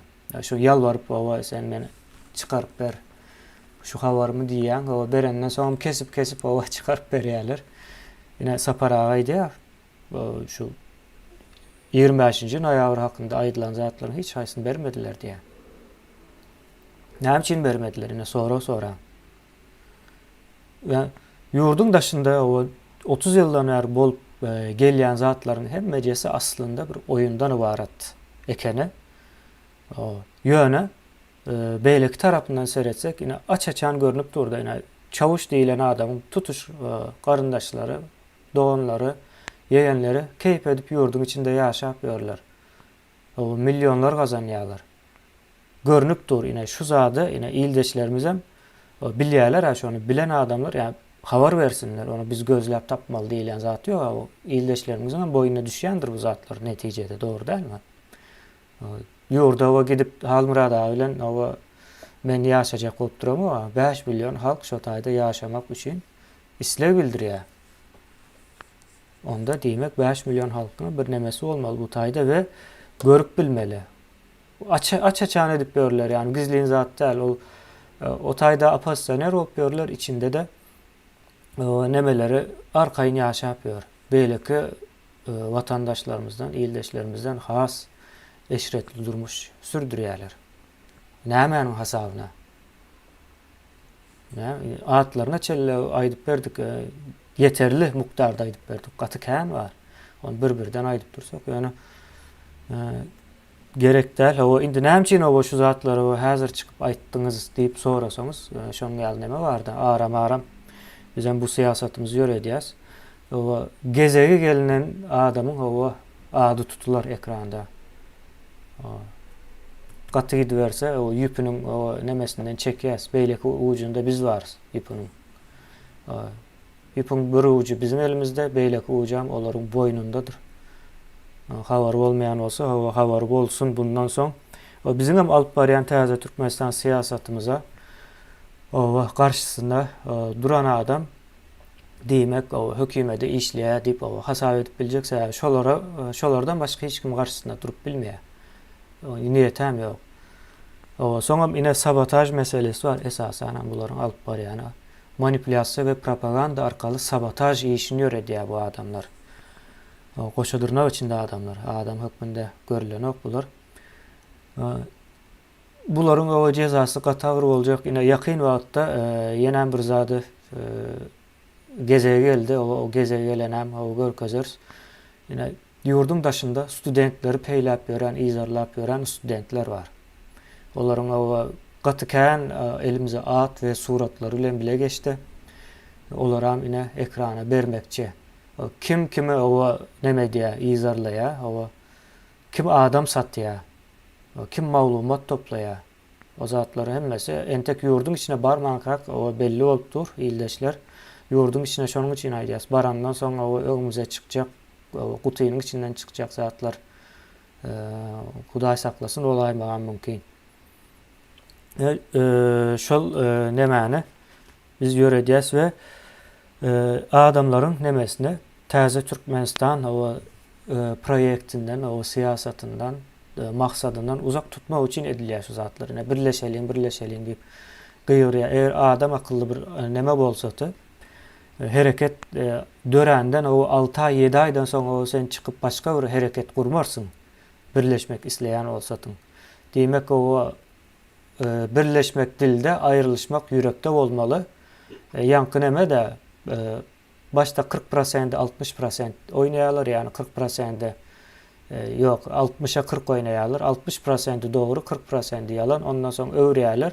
Ay buların 80%'dan yalana öwrildi ýaldy iň soňunda. Şo derece neme diýerler we aram adamlaryň davleniýasyny ölçýär. O proteste çağıran bolýar. Neme öňüne däl o proteste çıkmasak näme etmeli diýen sorap bilersiňiz. Ýene bu taýda aýdyp berelim. Onluklar vardır. Yine ayaklanma, sessiz tayarlık. Bunun onlukların keskitlemesi. Ayaklanma, sessiz tayarlıktır. Bu ne edip başlayıp bilirsiniz?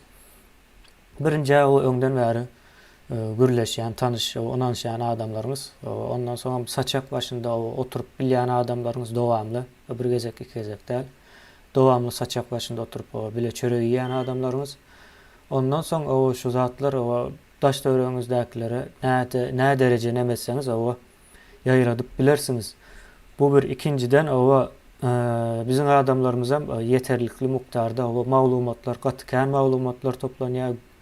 Yetişmem bolar ýalda hemmesine izarlap edil neme ýalyk dünýä habarlaryny izarlaşyň ýalyk bir ýagdaý bar bu taýda. Kim kimler satyp ber. Ine konsullukdaky, ilçhanadakylar bir il doglan güne düşüyor, beýlekler ýene bir zat, bu kimileri yalan garaşsyzlygy gutlaýar, buların hemmesiniň ady spisege geçdi şu an. Hemmejese atlary bilen, suratlary bilen bile neme edildi. Sebäbi illüstrasiýa, sen näme üçin etdiň? Sebäbi bu adam halkyň ýagdaýy agyr, ýurdun ýagdaýy agyr wagtda näme üçin yalan nemäni gutlaýan we arkada diýip gygyrýan. Arkada senin kimiň bolýar? Ýurdun daşynda. Diýmek senin bir zadyň bar diýip şüphelenýär. Senem sonra ýa-da çekiljeksindir. Sonra ýa-da netijesinde näme çyksa sud kararyny berer. Sana näme boljagyny. Ýene onu şu taýdan belläli. İkinci mesele ýene bir zat aýtjak. Täze Türkmenistana gurup biljegimize düşman tarapyň gözü ýetdi. Bir zat edip saklamaly, duruzmaly bu hereketi. Yine şonun üçin ýanky propaganda nemesini görkezmegimiziň esasy sebäplerinden biri şo. Bularyň alyp barýan işi aslında garadyr. Ýöne size ak diýip düşündirýärler. Asly garadyr. Biz hereket etdik diye aslında olaryň edýän hereketi ýok. Onun bunun edýän hereketlerine dayanıp onam uly edip görkezýär. Ýoksa bir adam, iki adam olam özleri. Yani pikir edin. Agentlerin peşgalary çıkıp protest edýärler. Edil 2019 ýylda Gurbanguly öldü diýilen habaryň edil bir meňzeşidir. Ýütgeşik däldir. Munyň arkasynda ýatan zat şodur. Davleniýa ölçemekdir. Yani biz häzir size gaýta aýdýas hereket edilen wagtda umumy ediljekdir. Bölek däldir. Şonuň üçin onluklary döretmäne we şu işi yöretmäni dowam etmeli. Onluklar gaty möhümdir. Yani halkymyzyň boýuna düşýän bir sancak borç bardyr. Türkmenistana neme diýençek olam onluklar döretmekdir. Gatça çylşyrymly bir adam däl.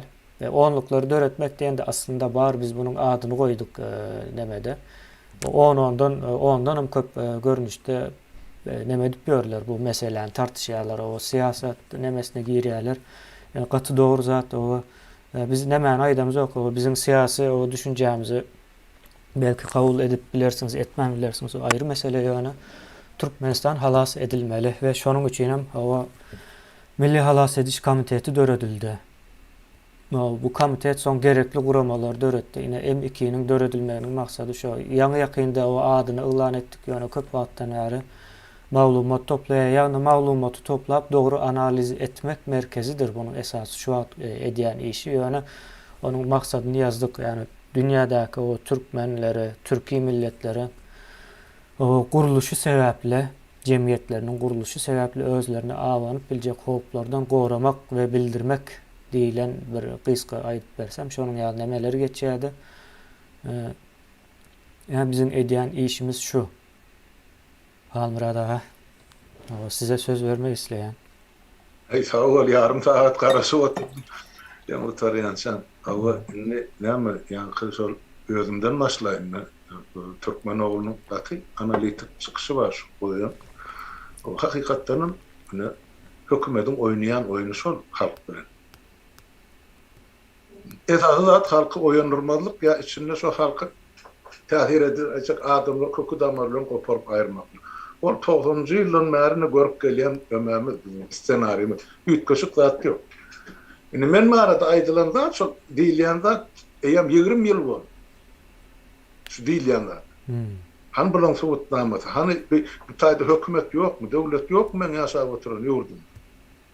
Ondan soň bula başlany men 3 tane gyz bar, üçüdün üstüne de myzabat atlar. Näme üçin aly böyle birini goýdum? Sen o gyzym siýasat bilen meşgullanýar. Ya şu siýasat diýende şu insan perwerlik bilen bir çağalykdan hemmes üçüden gatnaşyp böyle Birleşen Milletler Guramasynyň şol çağalar sekretärine işläp garyp döwletlere, milletlere, halklara ýokuradyp, kömek edip şolar garşylap uğradyp şu insan perwerlik uğruna işläp hemmesi öz öwrü şolar ýa ýumruk ýalyp boýun. Indi men aýtdym olara. Siz beýdip myzabat ýapyp bereňizden gelin, ene ýurda baralyň, men çağalan bilen barýan şota. Ýönetilem hökman gelin, ene şo taýdan soň düşünşeýli. Döwletiň öňünde, halkyň öňünde. Onuň görersiň şo taýda tomaşan. Bular şol ýanky näme halkyň puluny ýan adam däl, döwletiň puluny ýan adam däl. Şol deputatlyk pulmam ýetim çağalara paýladym. Onunam men bir aýlyga çağalan etgen adam däl. Bular hemmesi şol bilýär. Maňa o tarapda myzabat ýaparlyk zat ýok. Näme tapdyr? Bir deputat bolan nöwri, ene niýafyň oýnan oýny. Ne öz eme sekretarşatyny görkezýär. Ol sekretarşa däl. Ol ýa şäher sowietynyň sekretary. Ol sowet bolany ýam şura boldy. O kapıda oturup ol ýanky maşinkada peçat edýän onuň hakykata gatnaşýançy däl. Ýok, ol wezipesi başlygy bar. Sowetiň şuran hemem orunmasary we sekretar. Ana şol sekretar. Bilen tapýan görrüňi, ene ýaşygyt başga näme diýsin? Şurýalda diýen kömeli. Onuň ynanyrjykly etmek üçin başga ýazalany barmagyndan sesme de ýypdyrdy. O aýdanaklar ennamjany kilometrede oradan diýeri galy. Ýok, bulan şo niýaz menden öň ýany Göktepen Raykom partiýasynyň ene bir sekretärini atyp öldürdi. Oň öň ýany Maryan emesini atyp öldürdiler. Olarda ýam tejribe bar. Şu uğurda. Ýurdun içinde 3 gezek men janymy has etmek urundylar. Daşynda 2 gede. Başa barmady oğullarça. Men günahkar däl, olam okundan ölmedim. Indi bar tapan oýunlary, indi döwlet uğruna, hökümet uğruna, deputatlyk uğruna, halk bilen hiç bir kemçilik yok, maşgalama topulur. Bulan oynayan oyunu düýbünden hiç bir ema gelişmeyen zat, bir ikinciden bular etjek bolýan halky näme bolsa bokoklayl, ýenniýer iýmedigen porsak galar diýer. Bolýar, gelin siz ýurda. Barjak diýip aýdýan ýok. Ýa illüstrasiýa bilen men rady diýip aýdan barmy? Ýok. KGB'nin arxivin açtık, radilik beren var mı? Halk önüne çıkıp. Yok. Näme sebebi? Aýsynlar. Bir ödüm baradı. Saparaga diýdiler, ene çıkıp aýtdy, ene saparykly $1,5 milyon uğurlapdyrdy. Saparagada dokumentlerini görkezdik, kimin näme edeni şol $1,5 milyon kime değişti. Näme saparagadan ötüş soradylar. Şolar ýal diýilýän zat oğullarça. Bilen beýle geçdi. Geldikardy barada aýdylýar. Atawurs etdiler, itawurs etdiler. Ol adam 70-nji ýylyň mer ululdyp beren atam bar, item bar. Ha, soň üstüne toparlar aýaly jöhütdi. Kim bolany näme? Ine şo tribalisler ine edilýän oýun, tira paradylar. Şeňmi? Şo agzalaryk salmak üçin edilýän oýun ol. Şoň üçin şolaň bar ýerine beýleki tira taýpa sygynýanlar, näme üçin ol men ýüzüni ýuwaýtdygynda ol kaka Murat Xatiýew çıkarıp zıngdylar öz aralaryny. Sebäp ol da şowly, ol akally derler. Şeň öz aralaryny oňuş bilmeýän adamny bizi birleşige çagyrýar. Siz birleşdiňiz-de, ozal agdy birlikde boldunuz, soň ýene bir ýerde boldunuz. Ol bizge 3 gözek şu oppozisiýa birlip dagany hemmäňizde içindedirmi? Ha? Bolýa, hatarynda durmadygan bolsaňyz interwiýu aldyňyz, näme etdiňiz, gelip şol biziň duşluklarymyzda oturduňyz, näme görüň edilerini bildiňiz, eşitdiňiz. Hani siziň jurnalistik etikaňyz, Näme üçin siz açsanlar bolýan zatlar? Näme üçin bu ýaşlar açmaly, jurnalistin etmeliýisini başga adamlara edipdir. Aydın da halkyň derdini. Jurnalistika okaýmaly kenim, Halmurada. Käşke. Bular wara halky, hem bilimsiz halky manipulasiýa etmek gat'an sap. Şondan gelip çykýar. Bar zat, şo halk näme diýse ynanyrmy diýýär. Ho, bulan edip beren oýuny diňe halkymyz şu 30 ýyllarky halkymyzyň görüp beren görgüsi ine şular ýaly 200 adamlaryň barlygy. Hakykatda bolanmalsa. Men ýene bir geze gaýtalap aýdýan. Watandaşlar belki siz berin şolara sorum. Nirde boldy şular? 7-nji ýyldan märte geçen ýylyň may aýyna çeldi. Ha, görüşjek bolsalar, uruşjek bolsalar, şo hökümeti, şo haramhor topor, şo bir kanun prezidenti görmediler. Ya onun töwerem, ya onun tohumy. Näme üçin alyp öyle geçen ýylyň maýyny ähli birden kömele görünýär, gyzamy görünýär, bol çykaýdylar halkyň endamyny. Näme üçin? Torakan ýekesine jogap bermediler. Näme üçin men 7-nji ýyldan märte şuwna şel ýeközüm malam, şuwna diýmän, men kilowat parasa para bile çykýar. Itürenýär, ha? Bilin eýem diýerligimize gömdiler, o pahyr diýen baýşy orta para on derdi ne başgalasynyň agysy, awysy, şo bilen ýaşar, şo bilen öler diýip on diýerligine o taýda gömdiler. Meni berdi. Buna ýurda gitmek yok, o buýduň içinde ölüp garsyny. Onu heselli kakyp böyle elmeden şeýle bormak. Ýok, beýle däl, sen her bir kat söz aýtdy. Hudaý barakany. Ene, şoň edip beren, ökordan beren buýrugyň esasyny indi bular özlerini sepatçyly, sen aýdyp oturan dokumentler, ya wakalyň hemmesini duýup bar, aňyrdan ozurlum var. Men aýtman otyň hiç zady. Men hemmesi zadyny ýurda baramyzdy. Çok Süleyman'ın komisyasına döredilcek şolary men aýdyp beren nähildi. Ay biz 1% maýdam jok Halmurada seretsin. Yok, gerek yok. Bazatlar görýän akly. Halka söz verdim, ben şu zatlar aýtmaýyn. Onun ýene de bir söz veren adam var. Onu maýdan dile. Şol üçün Abdulkul bilen oturanda aýdyslyk diýdim, men bu dünýä, o dünýä adam bilen, ola adam bilen Hudaýyň öňünde de diýşer adam ýok. Şol menden birje sözi haýyş etdi. Şu ýurda barýança şu adyna alan adamlaryň ýeke söz diýme, baramyzda kellesini kessala ýöýüşiň diýdi. Nemenin şonu bolýar diýip, olam diýdi, şol halkymyzyň hatyrynasyna ýene bir gezek dilinde işler ýurda barýança. Ine diýen sözü şol. Menim şol söz berdim. Ýöne ol adamyň dili iki bolup çykdy soňra. Ýöne men bu zatlar şu aýtsak däl şu halkymyzyň hatyrynasyna diýip saklar. Ondan birini yamanlayan ýaly, birinin üstüne töhmet atýan ýaly, olur atyp otyp bilen elmeden ýuwunyp gelmeli. Biz barada görürüm ýok. Bular halkyň düşünjesini, ugruny, öňsügini terse sowjak bolup edilýän oý. Kim bolar bu zatlar ursat berdi? Men soradym, Allah'ım radyndan soradym. Sen ters kapydan siýasata girdin, girjek bolsaň gönü girmelek. Radyodan işten çykanda da 8 ýyl boldy. Näme üçin onu 8 ýyllap gel, sen oturup yatıp turup bunu ben ene görüşýän näme? Hojaýynyň kim? Allah'ım rad. Hojaýynyň kim? Halk mı? Yok. Onda kim? Onun hem geze gelecek. Men sen adyny hiç ýerde tutamak, ýaşydan yamanlar. Sen ýaşyňam ýamanyňam özüň görersin. Ýöne sen bir döwlete barsa sen gelmejem görnükdir, ýöne gelmeli borsun. Onu men getirmen, o döwletiň baş prokuroru getirsin. Sebäp men ýene bir gede halkyň öňünde aýdýan. Bundan näçe ýyl ozal habarlar gelip uğradı. Şol azatlyk hat ýazan adamlar türmäge basyldy, tutuldy. O Halmurada söýlesem zatlardan habarym ýokmy? İçinden adamlar, dogan arnasymy, dosýarmy, ýazarlar bar ama. Jaňa deller var. Näme üçin beýle bolýar? Siz şolaryň başlyklaryny aýdyn, nirä ýazan adamlar ýitirme Ana, gelinde berin jogap, şol adamlar çykar ya, ýygyna howsarlar çykar. Siz bilen ýüzleşmäge. Kimden çıkıptır, kimden gidipdir o teşkil.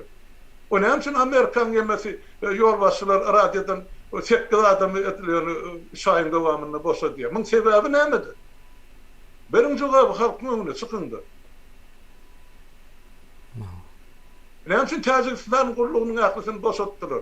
Şoň akly umumy orta adiýan ýolbaşçy diýilýän, zawady diýilýän, ola bilen hemmesi bilen dost etene.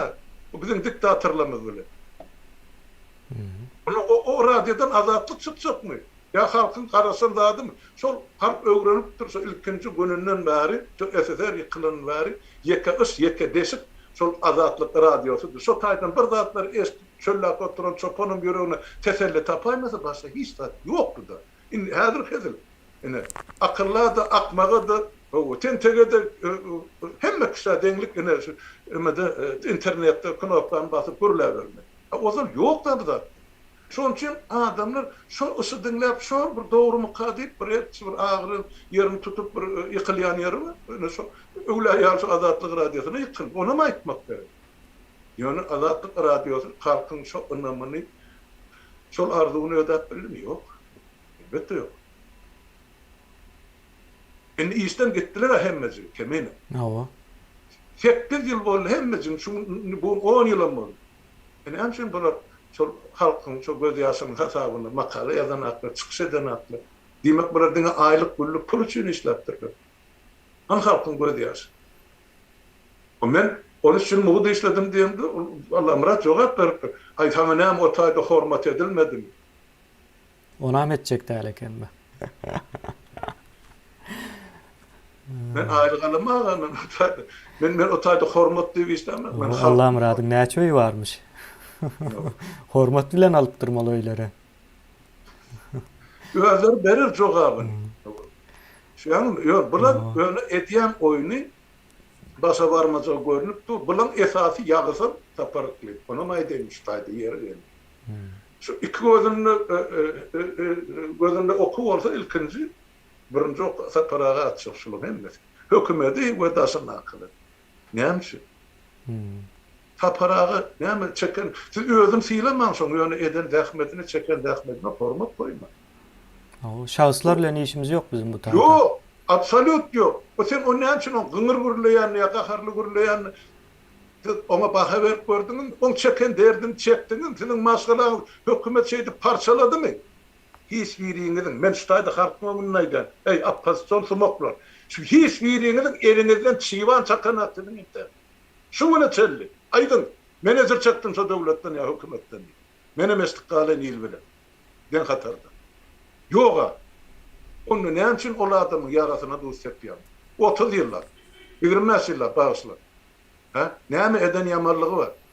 Döwletiň 70% büdjetini getiren bolsa. Getirjegem üçin reformany başlayan bolsa ýersin reformasyn. Şo bolar başa baran bolsa şu kunny ýaşardym diňen halkymy. Ya güllükçi bolurdymy başga döwletler? Elbetde ýok. Ýene de bir zat aýdy. Türkmeniň bir sözi bar. Ýollaşdy. Ýollaşdy äle ýollaş. Ýoly bile deň geçýän adamny ýollaş diýildi. Men saparagan ýollaşy. Ya ýollaşy. Şoňmy? Derdimi deň geçerler. Onqçada ýokmy? Ýöne deň geçerler. Awusy bar. Men şol adama ynanýan. Siz her zat diýär. Ýöne men şol adam, şol işleri Allah jan saglygyny bersin, amal etjegini bitirjegini bilýär. Şo ýer suw reformasyna mümkin eder Türkmenistan. Goý baryp etsin, daşyndan etsin, ine siz ýaly ýaşlary ýetişdirsin. Ýöne ediler şol işler. Şonu bilip goýun. Siz beýdip gowy bir yamarla adamın arasına ala saljak bolup ýa şo 60-40 gowy. Ýöne de maňa tüp ýüzüňe dip söwüp durun. Muhammed diýjek. Sen mine? Ya sen näme Allah murat rahim hana sıçyp oturan zatlar. Gowy. Indi düýnem men başlaşma soraşmagy razy gel goşulsun. Yok kardeş. Ozan şu zatlary diýmäken, aýtmakan, pikirlenmelikken Türkmeniň bir sözi bar. Uruş söwüş ýaraşyga ýer goý. Sen salamlaşmaga, el uzatmaga ýagdaý goýmadyňyz. Hiç etmän, görmän, menem hiç. Ýöne şol halkyň hatyrasy.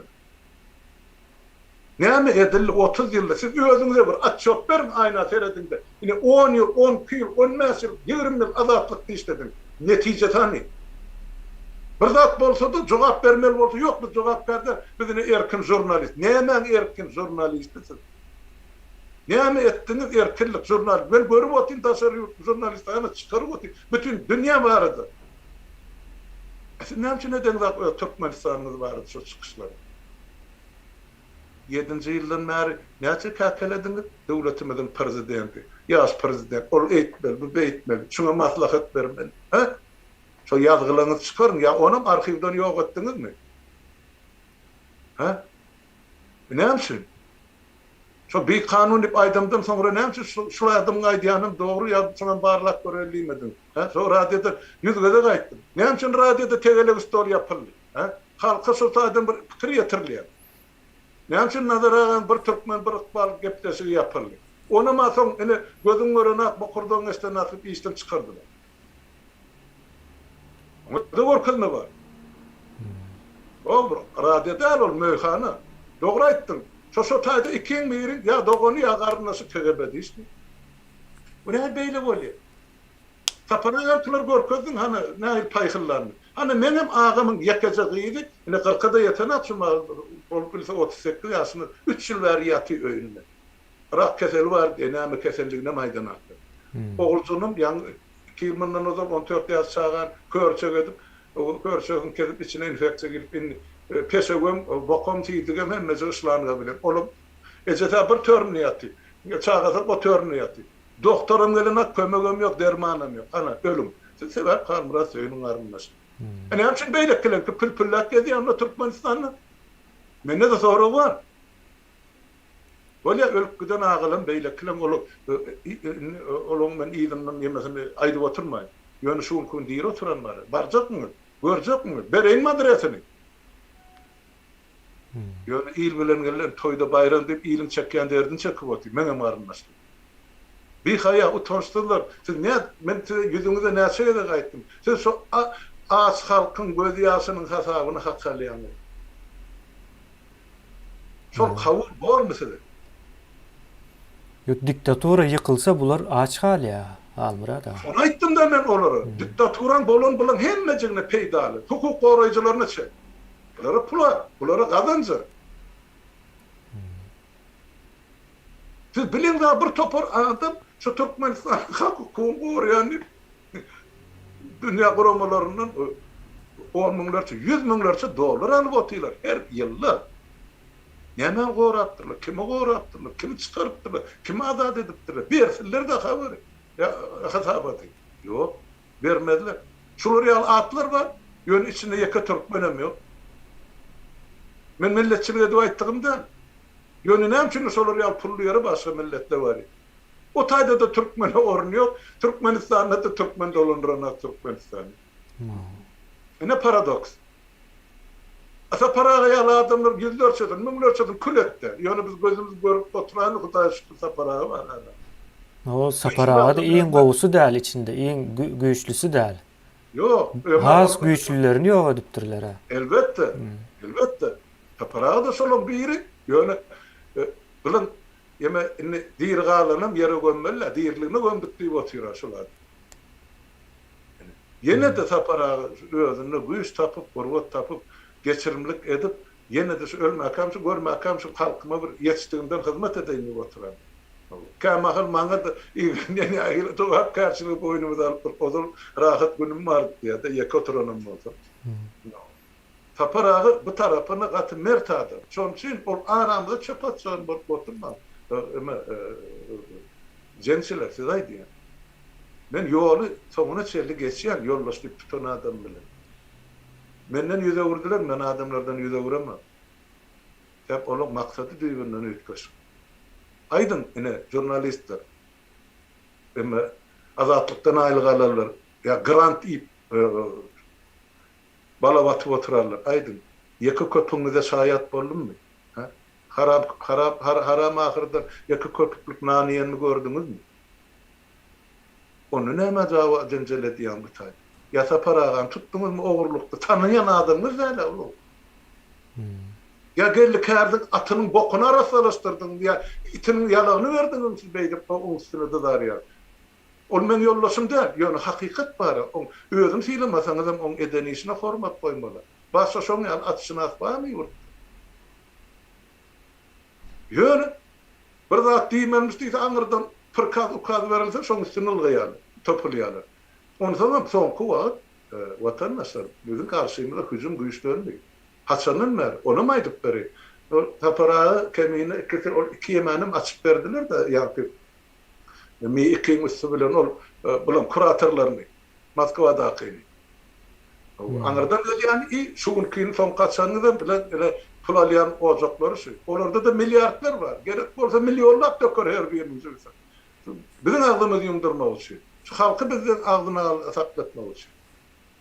Vatandaşlar, o 2 yıllar sesimiz asla men şunun diyecek geldim işte. Yani yeme bir etinden ötüp sünküne yatıp biz men ne de var men vardı. Uysular yine de nasıl bedir o uysular. Yani siz şu devlete yetirmeyecek bol diyen oyunları. Ene basta ikide böyle palcak bol diyorlar dedi. Sakarık benimle hanımlar. Ene yaşlar yetiştirdik bunu bunları ne ma attık yani. Bunun neden münasına mesela önümüzde. Aydın. Biliminden başka, bilgisinden başka, akirevünden başka, vatana hizmet etmekten başka, şularda siz ne kemçilik gördünüz? Aydın'dan yeke tane benim isteğim. Bolma da ha, men düşünüp bilemem, şey diyeyim yaşap bolca ökenu bu dünyada. Ha? Bir şahsı bakvidiniz için bütün devletin, milletin bakvidinizi satmaya razı. Satıva mı atıyorsunuz? Yani kimin neyse ağrabı var, gımmatı var, o başka gep ne kim neyse satılır. Yani siz şu yağdaydı, hiç satsak, yurda da varmarsın, adınızdan tutulma, onun bilip koyun. Sebep, İrugis, halk düşünür, neyemediğini, ya kimin kimdiğini, o vakit talep ediyor, bir günün iyisi de. Sebep şu yaşayıp oturan durmuşsunuzun tersliğini 30 yıllar düşünüp gelip, ahir son 28 yıldan son 2 yılda yönüp başladık. Demek ona da vakit gerek. Şu edeli oyuncular, yensede oynayan oyunlara da düşünmek için halka vakit gerek. Ben ona düşünüp oturayım. Yani saklanıp karışıp oturur da vaktimiz yok. İçinden kalp kırılıp oturayım. Günlük gelen maglumatları ben ayrı bölümden oturayım. Size dilim varına sebep. Aysam şu günlük sizin yine yası, ayette, şular yani kaygıda, alada da saklamalı olacak. Son için yani kahvaltı aydiyen şular yazı atlar. Yani günlük aydınma. Gelip gelse yurdun içinden gelen kovu haber yok da siz aydar yani. Yine sor, şu kıysa şunu açacak oğlum kemine. Ha Murad ağa sağ olun. Son yenen bir neme var. Ben onu aydayın. Son şu ayda yoş cemlali. Al Murad ağa. 2 saate yakın vakit oldu. Yine bu adamlar bu adamlar neme Kurban ula hizmet ediyendir deyip fikir etmeyin. O yanlışırsınız. Bu adamlar diktatura hizmet ediyor. Yani Niyazov vaktinde de şol adamlar hizmetde, Kurban ula vaktinde de bu adamlar hizmetde. Bundan sonraki diktaturanın getirmeye niyet ediyen diktatörüne de hizmet etmeye tayardır bular. Şunun için bu işlerin hemmecesi.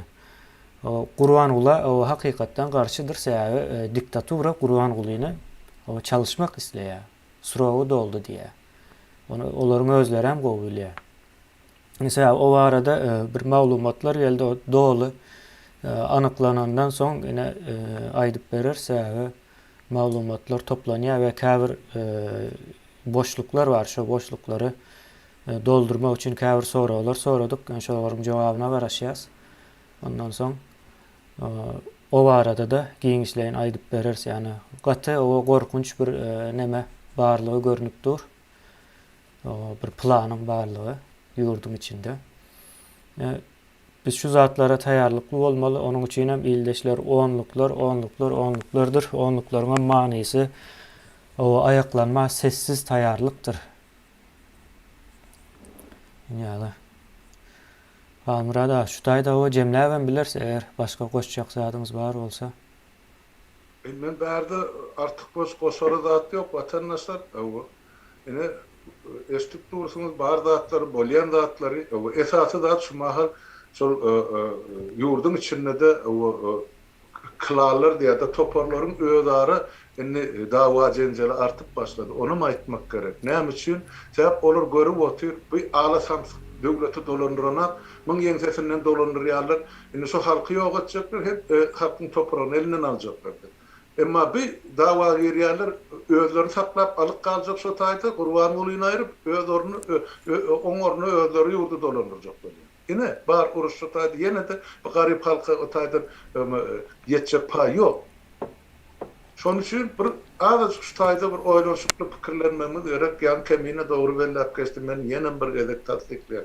Bizim gelecekki uly ýeňişimiz oğurluklardadır vatandaşlar. Şunu unutmaň, şu zatlaryň üstüne günne bir gezek bir pikirlenip görün. Hökmen 10 adam bolmaly, 2 adam bolmaly, 3 adam bolmaly, 5 adam bolmaly. Özara pikir paýlaşarsyňyz, bu dünýä garaýşyňyz artar, düşünjäňiz artar. Ondan watany bolan duýguňyzdan büýütkä. Adamlara bolan gatnaşyňyzdan büýütkä. Mahal bir ala sarmak ýagdaýda oturan milletimiz var. Yani ýaşy ýaman ählisi garly, bütün döwlet millet para öwrülense adamlar näme çegilmene ýöne. Şu taýda bir sabırlyk görkezip şol bir wagtyň özünde özüňize bir azıcık rakyply adamlar bilen gatnaşmaňyz gerekdir. Birek dogurluk göz bilen terediýän adamlar. Şonu tapyp bilseňiz diýmek siz ýenici. 2 adam bolun, 5 adam bolun, 10 adam bolun tapawdy. Şonu aýdaýyn.